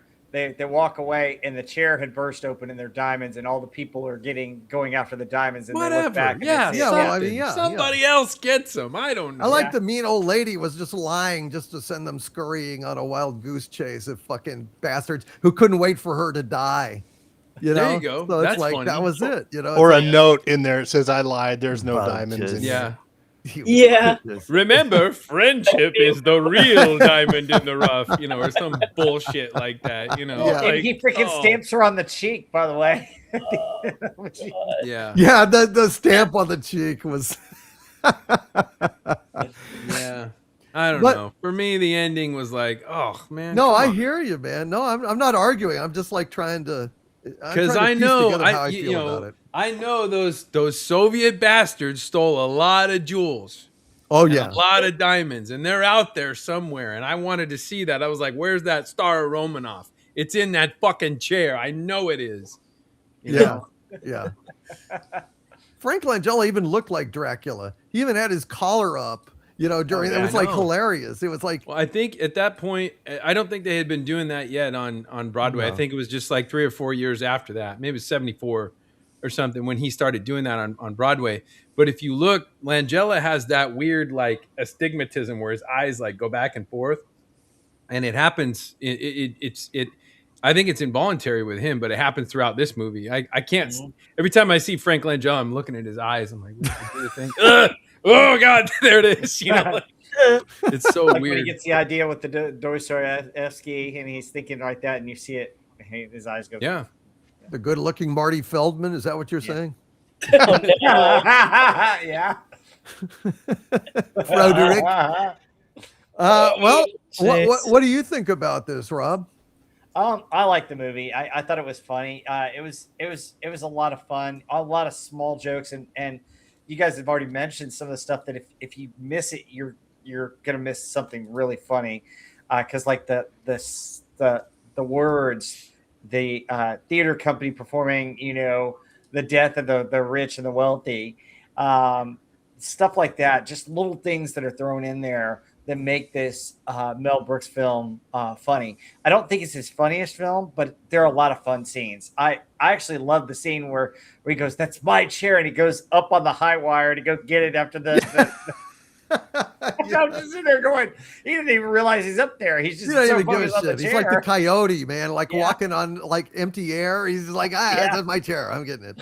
Yeah, and just the zaniness between him and Dom DeLuise, because Dom DeLuise, he's praying and because he missed out on the chairs, got the wrong stuff, and then all of a sudden, boom, he runs by with the chair, and he's off chasing him again. So it's like Looney Tunes with those two, and that was a lot of fun. That was hilarious. So I had a lot of fun watching this movie. I do agree with Gary, though. It deserved to have a little bit better ending. But it's a good time. It's a lot of fun. It's a simple story. It's easy to watch in like an hour and a half. And it just has a lot of fun, funny scenes. It made me laugh. Yeah, I enjoyed it. It was fascinating to see his early movie. And I'm surprised that the producers wasn't like a complete smash success, because it's pretty brilliant. You're shocked about that, huh? Yeah, I am. What part about it exactly that shocks you that movie was not a huge success? It was fucking hilarious. It was too far ahead of its time, man. It was. I know. That's what it was. He was a fucking genius. Sean, what do you think of this movie? Did you see it? Yeah, it was okay. I laughed quite a few times, but there were a lot further in between each laugh than I'm used to for a Mel Brooks movie. But the laughs that I did have were really good. The very beginning of the movie, when Dom DeLuise comes out of the house and the woman's like coming out or coming up behind him or something, he just pushes her into the house like with force, dude. Like he just like, get in there. I was cracking up at that. That was hilarious. Yeah. And I saw that, I'm like, oh, this is going to be really good. And then it just kind of slowed down. But the laughs were good. It was a little. It's a little strange. It's not, like you said, it's not your typical Mel Brooks movie, but it's worth a watch. There are some funny stuff, like Rob mentioned, the do not waste paper and giant letters on there. There were a few little sight gags like you're used to, but not as many. It's like Brooks evolved a little bit. But yeah, good movie. But the Dom DeLuise absolutely saves it, though. Without Dom DeLuise, this would have probably not been very watchable. It needed him. Wow, that's interesting. I like all the Keystone Cop moments with him chasing around with the chair. Yeah, they did like so the Benny funny. Hill thing with the fast forward stuff in there. That was great. Like to see someone just dragging a chair through hills was pretty funny. Yeah. Yeah. Did I tell you guys my Dom DeLuise story? No. Go ahead, tell us. No? Okay, I'll make it quick, just in case some of the audience haven't heard. So I'm in acting class, and I'm watching Burt Reynolds and Catherine Bell doing a scene on stage. And if you don't know who Catherine Bell is, she was in Jag, and she's in like the skimpiest underwear ever, right? I mean, this woman is incredible. This woman's a goddess. And there's Burt on stage, and he just looks bored, right? And so we're piling into this really tiny, black box theater, and I'm sitting next to my buddy, and this fat, sweaty, guy comes hobbling in. He's like squeezing past everybody. Oh, I'm sorry, excuse me, right? And he's got a walker, and he's like all but hitting everybody with the fucking thing, right? And we're like, what the God? We're getting annoyed, and he sits right next to me, and I'm like, oh my God, right? So. And he's like, like throughout the whole thing, I can barely hear, Burt Reynolds looking bored, and like he's just breathing heavily. I can hear him like, slobbering, and I'm getting really annoyed. I'm like, who the fuck is this guy, right? So the lights come up, and everybody wants to talk to Burt Reynolds and Catherine Bell, and Catherine Bell is like puts on her robe, and I'm like, shit, take it off. But she was cold, and you could tell. But everybody kept saying, hey, Bert, we love you, and Smoking the Bandit. We I used to watch that when I was a little shit. And he's like, oh, yeah, that's really interesting. Do you have anything to say about the acting? And so the fat guy next to me, he raises his hand and he's like, oh, Bert, I thought you were just great. I've known you my whole life. I love you. And I don't know who this broad is next to you, but, to hell with her. You were great, And I looked up and I'm like, holy shit, it's Dom DeLuise. And I was not really nice to him, and then he died not long after that. And I never said anything to him. But yeah, I love Dom DeLuise. I had no idea that was him. What my a Dom shame. DeLuise story. Wow. Shit. Yeah. That's sad to hear, man. Yeah. A brush with greatness, literally. Wow. Well, Heather, what have you seen this movie? Yeah, I just saw it this week. I had not seen it before. Was surprised it's not like Mel Brooks's other movies. Just the humor's just a lot more subtle, I guess, and maybe more satirical, not like the over the top funny jokes constantly. But yeah, I did like it. I thought it was funny. Love the concept that everyone's just kind of like a greedy mofo. Like, they can pretend to be communist or the priest, or it didn't matter who they were. They're just all greedy mofos trying to get money. So it was a pretty funny idea. The lines, it did have a lot of really funny lines. I loved how the son-in-law, like, you could see he's just a piece of crap, like, right from the get-go. Right when they hear the mother, the old lady's dying, and he hears about it, and he says, oh, that poor old woman, who's going to take care of me? Yeah. Like, he's totally selfish, like right out of the gate, even before he, hears about the jewels. And, the priest is too bad. I love Dracula. He was great. Kind of this rogue scammer dude, and so smooth. I loved it when he had the eye patch in the sign. Like, I lost an eye and a leg at the Winter Palace, and he's standing there trying to get money. But yeah, like Gary said, all the little signs are just hilarious. The crossed out ones, or his sign around his neck. There was another one in one of those offices, the bureaucratic places with paper piled up everywhere. And I think I'm gonna put one like it on my desk. It just says, "State your business and leave." That was it. It was like just perfect. But oh god, the guy, Frank Langella's character, I don't know his name, but when he's with the girl, the young girl, and he's trying to hook up with her, and then I can't remember if it was her husband or her father comes in, and he pretends he's like helping her, that she fainted, and he's like, it's her husband. Yeah. Good air in, bad air out. Like, she fainted, and I should report you.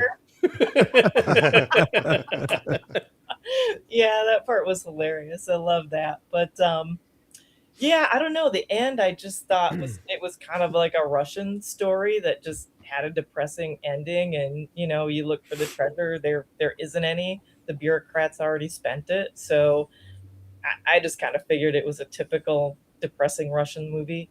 And then at the end, he just kind of learned to be a scammer, like his friend, where they're throwing money at him. He's pretending to have epilepsy. Like, well, I guess no treasure, but he can scam people now too. So I don't know. I didn't think much of it as far as, they should have found the treasure. It just kind of seemed like a typical Soviet Union ending to me. So it was funny though. I liked it. I just think it's odd and incredibly optimistic that, these found jewels would actually be spent to benefit the people. Because usually, it's just corrupt as all hell.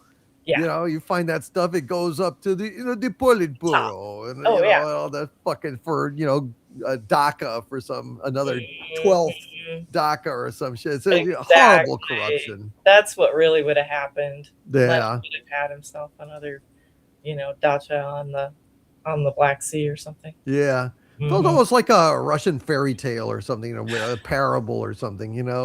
Like, oh gosh, this is it. This is this building, with all the chess sets and everything, which, it's kind of like, well, that is a good use of it, but it would never happen in the real. They wouldn't have been that generous. Someone would have pocketed it and been eating caviar and Exactly. high-end vodka in their beach house. Exactly. Yeah. Andy, what do you think of the 12 chairs? Still having a hard time getting over the irony that Gary's Dom DeLuise story kind of mirrored the ending with this. It was like, there's that jewel right there, and like just missed it. Like that much. Yeah. I'm pretty sure he farted during the performance. which means that it smelled like the bottom of a chair, Yeah. Acid. Well, at But least that you was got my something out jewel of it. that I missed. Yeah. You got something from it. I was a little taken aback by this. Mel Brooks. I was expecting certain things, and it's funny in hindsight. You could see him like laying the groundwork for a lot of the classic Mel Brooks things. My favorite parts were Dom DeLuise because I've always been a huge fan of his. In fact, I think my favorite collaboration with Dom DeLuise and Burt Reynolds is The End, where Burt Reynolds is like, he's got some, he's facing his horrible disease and tries to check out early, and he ends up in the nut house with Dom DeLuise. And it's just, the whole thing is just absolutely hysterical, despite how dark it is. It is. I probably watched that way too young as well. But anyway, What, this the was, end, you mean? yeah. I remember the scene. Remember when he drives past the funeral Yeah. and he rolls down the window and, What'd he die of? hey, what'd he die of? And the old lady flips him off. That was fucking funny.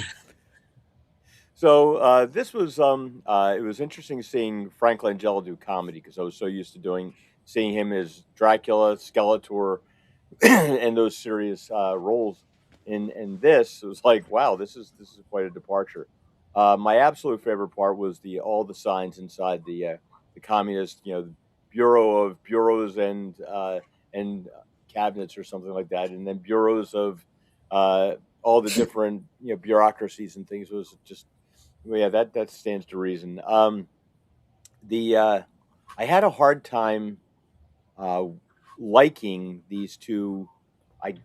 I guess you'd call them protagonists because in a way it reminded me of Dirty Rotten Scoundrels a little bit, where they're like they're. But I mean Michael Caine and Steve Martin. I mean, you can't help but love them even when they're being Dirty Rotten Scoundrels. But this was it was an interesting take. I can't say that I had a great time with it. I appreciate that it was like there were some funny parts to it, and it might be my own bias just because I was expecting like my Mel Brooks at his peak. I said this to Gary when I first started watching. It was like, wow, it's kind of like Mel Brooks is like as he's like as in his prime, and Gary's like, well, not exactly his prime, but he's getting there, and I can see him really honing his craft with this. It's kind of dour in some things, like just seeing that, like I did love the scenes where like they start like they're smashing all the chairs, and the two guys on the ship come in like, what are you doing? Like, you're like, so well, our chair's broken. We're trying to fix them before they go onto the thing. And then they toss them off the ship. It's an interesting movie. It was the scenery and those locations, like, it was not something I expected. I'm expecting to see something on a Hollywood backlot that you could see like Blazing Saddles or whatever that they built, and this was like a real kind of thing. Yeah, it wasn't my my favorite Mel Brooks, but there were definitely some scenes in there that I thought were absolutely tremendous. And Dom DeLuise, I think he outshone everybody else for me with the comedy to such a point where it was hard. Like it's kind of like a shift. It was like so funny with him, and then like like little chuckles here and there. And Dom DeLuise would pop in again. He would like steal the show again, and then like and it would kind of go back and forth like that.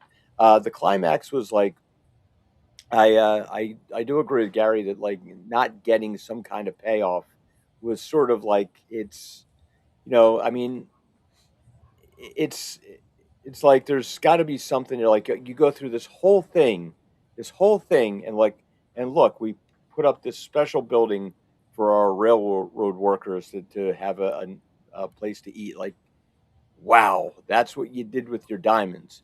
Because I'm thinking, if it's me, I'd be on the next train to somewhere, anywhere other than communist Russia, so that I could keep the diamonds. But maybe I'm just a little too cynical for it. But yeah, it was an interesting film, and I appreciated the Mel Brooks setup being like kind of set up and refined in his what you would see later on in a lot of his other work. But yeah, I was kind of like it felt a little bit long for me. So Wow. Well, it's interesting, you know. A lot of you, like said, like you really loved Dom DeLuise's stuff, and like it was the best. And for me, I think he was my least favorite character. You know, it was like so over the top and kind of dissonant to the rest of the movie. I mean, it was like, yeah, it was more in keeping with kind of the zaniness of Mel Brooks moving forward, but it was like way over the. I mean, sometimes I was almost embarrassed at how like over the top, crazy Dom It's a little DeLuise was schleppy. acting. Yeah, I was like, geez. Yeah. You know, my favorite character was Frank Langella. I was amazed that he was so. He's great and very, very funny, and in a way that he's not trying to be. Yeah, effortless. Yeah. Effortless. I had no idea he was very good and personable at comedy. Yeah, and He's one of the most talented actors ever. Yeah. Great. I wish I had seen him in more, you know, variety of different roles. You know, I think very talented. You've seen his Dracula, right? Oh yeah, sure. Yeah. Have you seen the restored color version of his Dracula? No, I have not. Okay, interesting. But I thought at the time, you know, his Dracula is like, well, he's just, you know, he's too hunky to play Dracula. But actually, I think he's just an amazing actor, and I'm very impressed with him. I'd like to see more of his work. You know, I feel like I actually liked him in Dave. Do you remember that movie? Yeah, Dave? yeah, Dave. Yeah, I thought he was really good in Dave. It's like that evil senator, evil politician. Yeah. That was kind of his typecasting in the 90s, was just like a scumbag bad guy, you know, but the guy had so much more range, and he had done so much work on stage, you know. Interesting. Yeah. Oh, and he apparently was in Cutthroat Island, Michael Beacon was pointing out. And I've never seen Cutthroat Island. Was that any good? Isn't that a Gina Davis thing? There are parts of that movie that are fucking incredible, and there are parts of that movie that are just like embarrassing. It's weird. It's a weird mixed bag. Huh. You know. Wow. Yeah. Wow. All right. Well, very interesting. I think this was a good discussion because it's not really something that's set in stone for a lot of us. I think a lot of us, you know, it's fairly new to us. So it was kind of a fresh impression that hadn't been rooted over years of, you know, kind of opinion and stuff. Really good. I enjoyed it. All right. Well, let's go ahead and get to a few more of these super chats before we wrap this up. Hail to Fet for Hire, by the way, out there, who does so many great graphics for us on this channel every single week, and did this animation here along with a lot of other stuff. I don't know if Fet for Hire's out there, but cheers to him. Helena Clark. Been an arch villain of mine for 21 months. Hail to you, Helena Clark. Thank you for being a channel member and a Legionnaire and everything else. And Helena says, I understand there is an alternate ending to the Odyssey. Odysseus returns to Ithaca, regains his throne, and reunites with Penelope. She sends him out for a loaf of bread and a quart of milk. Odyssey 2, coming out soon. Oh dear. That's what the help is for. When your husband comes after, 10 years or 7 years, whatever it was, and, send him right out for a loaf of bread and quart of milk. Oh, heavens, Helena Clark. I like it. And Jeff C with a $5 super chat. Hail to you, Jeff C. Says, I have to ask, did Rob Wright cosplay as Dark Helmet in this past Comic-Con? And did he say he was his sister's mother's cousin's roommate to Rick Moranis? Sadly, no. No. All right. Well, hail to you, Jeff C. Thank you, sir, for that question and the super chat. And Clint Skinner 007 with a $2 super chat. Hail to you, Clint Skinner. He says, oh gosh, it just jumped on me again. Clint Skinner says Rings of Power season 3 has hero orcs and talking Balrog. Oh God, could this shit be any worse? I Don't mean, it ask just that. oh my God. The Balrog says, "Hold my beer." It's a Bud Light. Voiced by Simon Pegg, nonetheless. Well, Voiced by Simon Pegg. Apparently, that is true. That's true. Yeah, he got the role. Wow. Right. I would So have thought the Balrog got pegged. exactly. I was thinking more like Charles Nelson Riley or something, you know, or hello, simply hello. I'm the Balrog, you know, something like that. Hello, Middle Earth. What garbage. What garbage. And yet they can't do Stargate.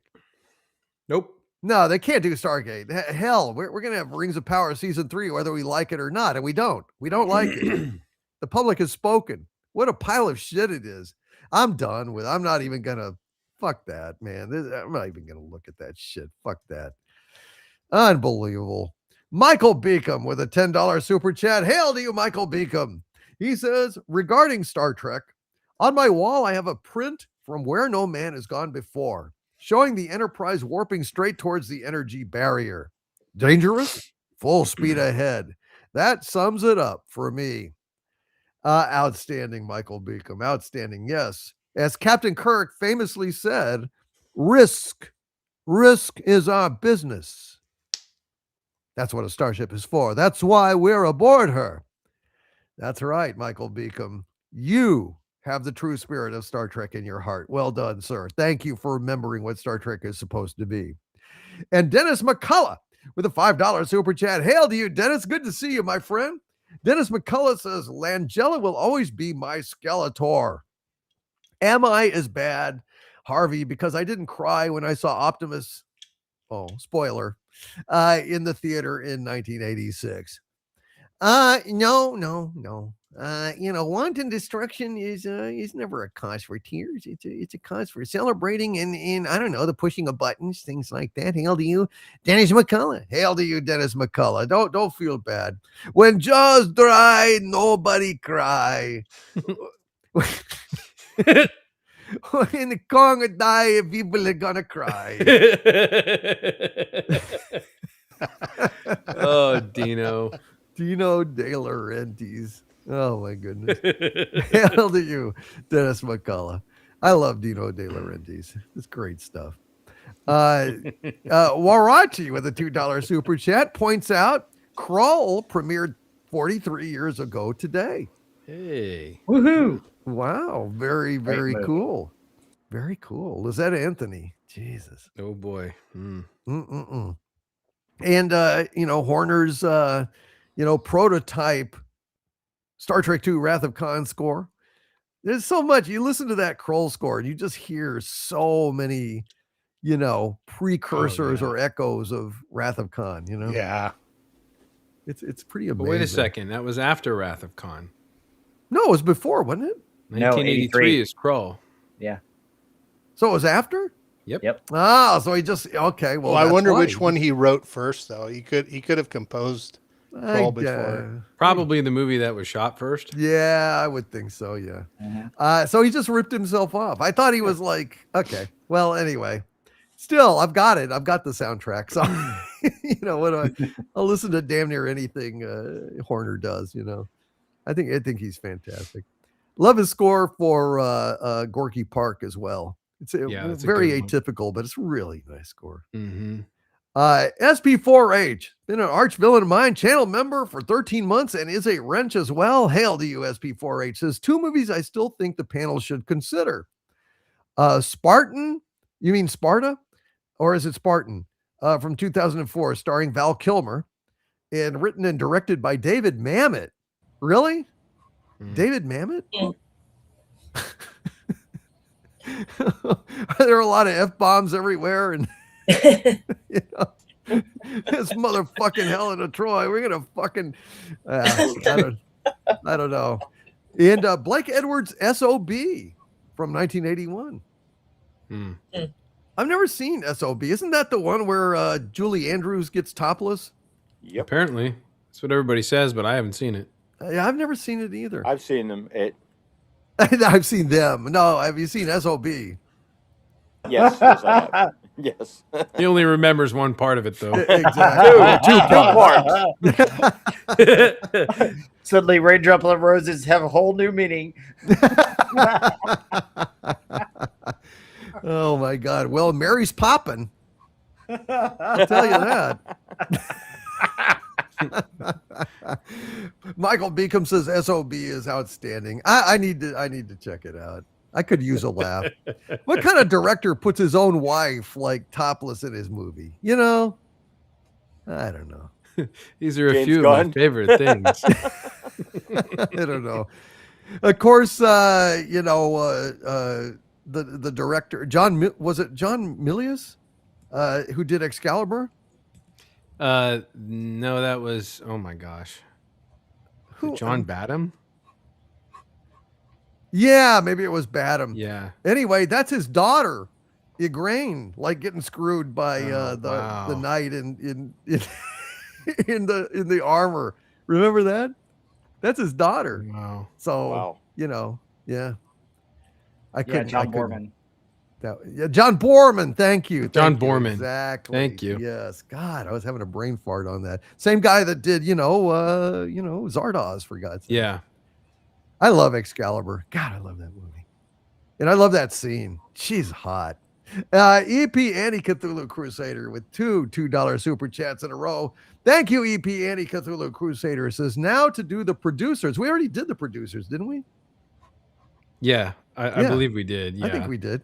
Silent Movie and the rest. Well, we wanted to make you happy. Happy birthday, EP Anti-Cthulhu Crusader, and also sending a shout out to Redwood the Elf, who loves this movie and had also requested it. So there you go. And EP Anti-Cthulhu Crusader also says with a $2 super chat, put the Treasure of the Sierra Madre on the list. Well, yeah. Why bother now? Dude, look, it's been out since the 40s, all right? Oh, okay. I see you're know. not spoiling the end of a fucking Transformers cartoon on our show, but you just blew the Well, that's Treasure from the Sierra 80s. Madre for me. Sure. I didn't spoil the ending. Best friends. Thank you, bro. Fucking hell. Jesus Christ. Oh, yeah. Hey, in Casablanca, guess how it ends? Fucking hell. Well, I've seen that one. Well, how would I know? Fucking hell. Yeah, I'd like to put Treasure of the Sierra Madre on the list. It's a damn good movie. And I love Silent Movie. Another neglected Mel Brooks movie, but I think it's a great one. That's a good one. I like that the only piece of dialogue in that movie is from Marcel Marceau. No.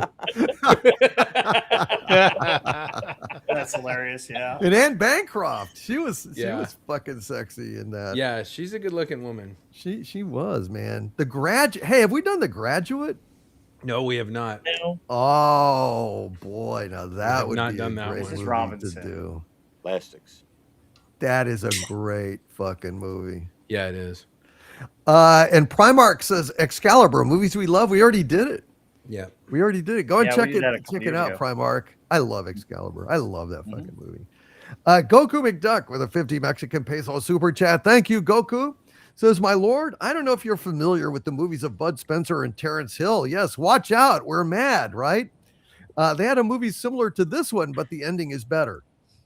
I don't know. I wonder which one that was, but I do love Watch Out, We're Mad is crazy. It made me laugh. It was really funny. Hail to you, Goku McDuck. And Michael Beacom with a $5 super chat of great generosity and kindness, Michael. He says, okay, DVD, you asked for it. Blu-ray of Cutthroat Island on its way. This film is epic and no CGI.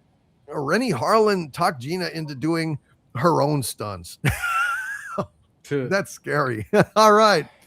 Well, thank you, Michael. And Michael in the chat says shit. No, not The Graduate. It is the epitome of overrated, overpraised in my book. I love it, man. I mean, I guess we'll have to disagree on that one, Michael. But I love that damn thing. My one response to that is plastics. Yeah, plastics, man. Buck Henry, wrote the script for it.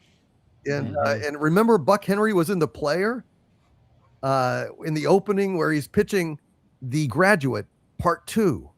Yeah, yes. with that incredible crane shot at the beginning of The Player.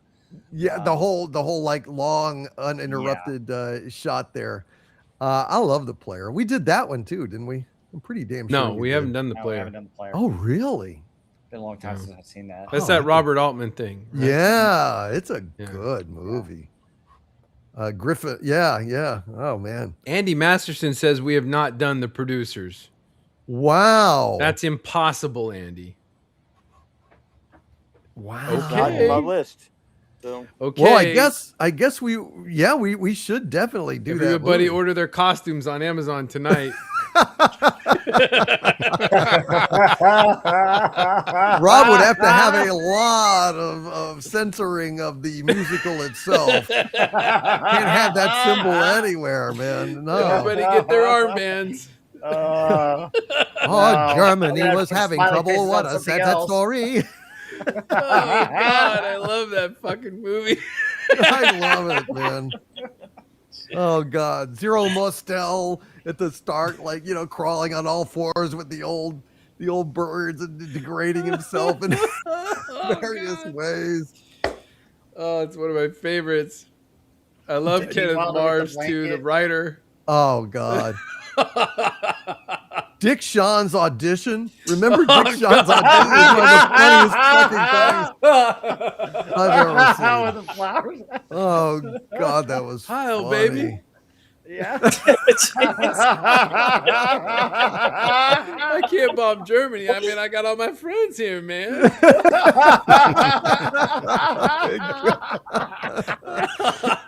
Oh man. God. Oh God. Fuck. Oh jeez. Okay. Well, we'll put it on the list. Holy shit. So Fuck, man. we had producers, we had a Graduate, we had what else? There was another movie that was Sierra Madre. The Player. Yes. The Player is a really, really great movie. It's a great one. All right. God, we got a lot of great movies here.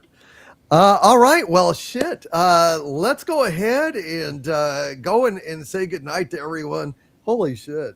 I was laughing so hard just remembering the producers. They're going to have to. Oh, God. We That's may all have it's to going do to that be. one. I'm going to be dying. Oh, God. Yeah, we should pick the next one, whatever it is, should be one that has ample, easy notes. Gary, great job tonight, man. I know you didn't have a lot to work with. Thank you. That's okay. And You're welcome. dude, thank you. Great job. You're welcome. I just want to say hail to the chat, hail to the wrenches.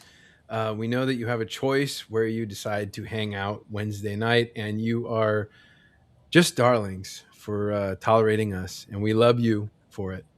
I do have a new video coming out. Might be tomorrow, might be Friday, not sure, but check out my channel. The video will be in honor of the 40th anniversary of Aliens. I have restored a very nice piece from that movie.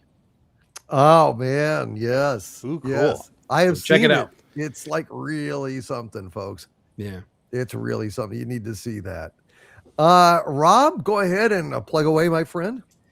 All right, so Rob Wright, Chance Pop Culture. I just dropped a video today about Boston's More Than a Feeling. So if you love that song, go check out my video on that.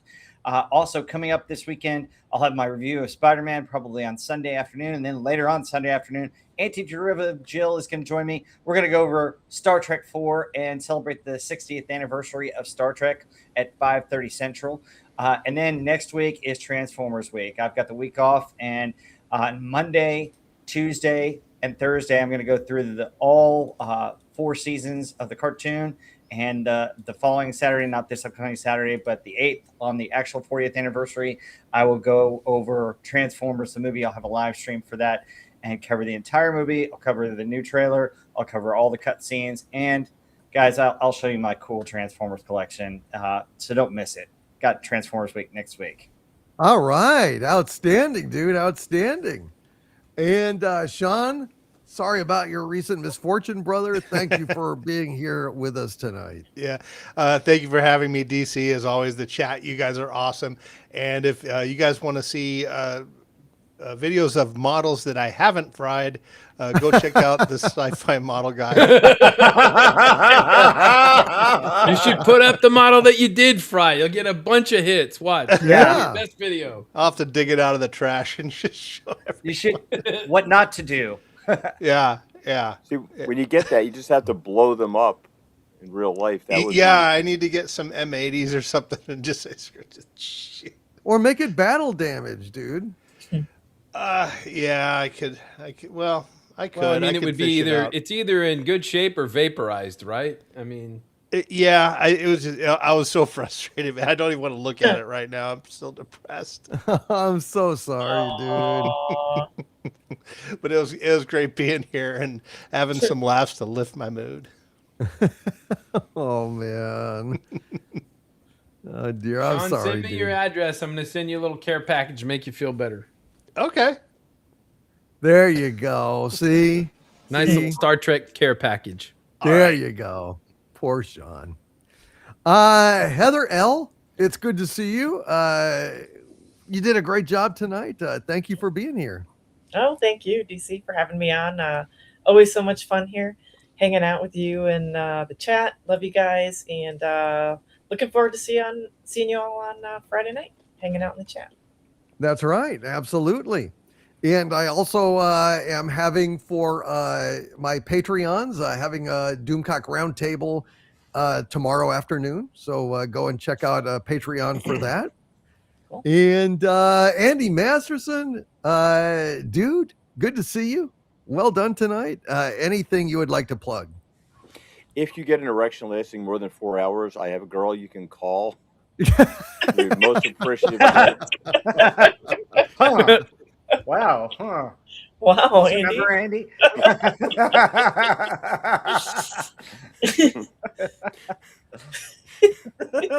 Just don't get the knockoff brand. It's terrible. We'll be back next week with some thrilling movie of yesteryear. Maybe it will be the producers. It's going to be a very interesting experience for Rob, bleeping out lots and lots of things. There might be some images left on the screen that you can kind of see afterwards. Yeah. We might have to do that as an unlisted video, but we'll see how it goes. Thank you all for joining us, and we'll be here next week. And make sure you just tune in for Friday Night Frolics this weekend, because Doomcock always entertains. Thank you very much, Andy Masterson. Very much appreciate that, my friend.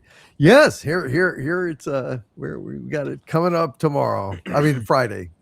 And there I'm doing all the wrong things. All right. Accidental. All right. Well, folks from the center of the earth, this is Victor Van Doomcock and my panel of pop culture pundits bidding you all, my friends, go fuck yourself, Rob. Merry Christmas. No.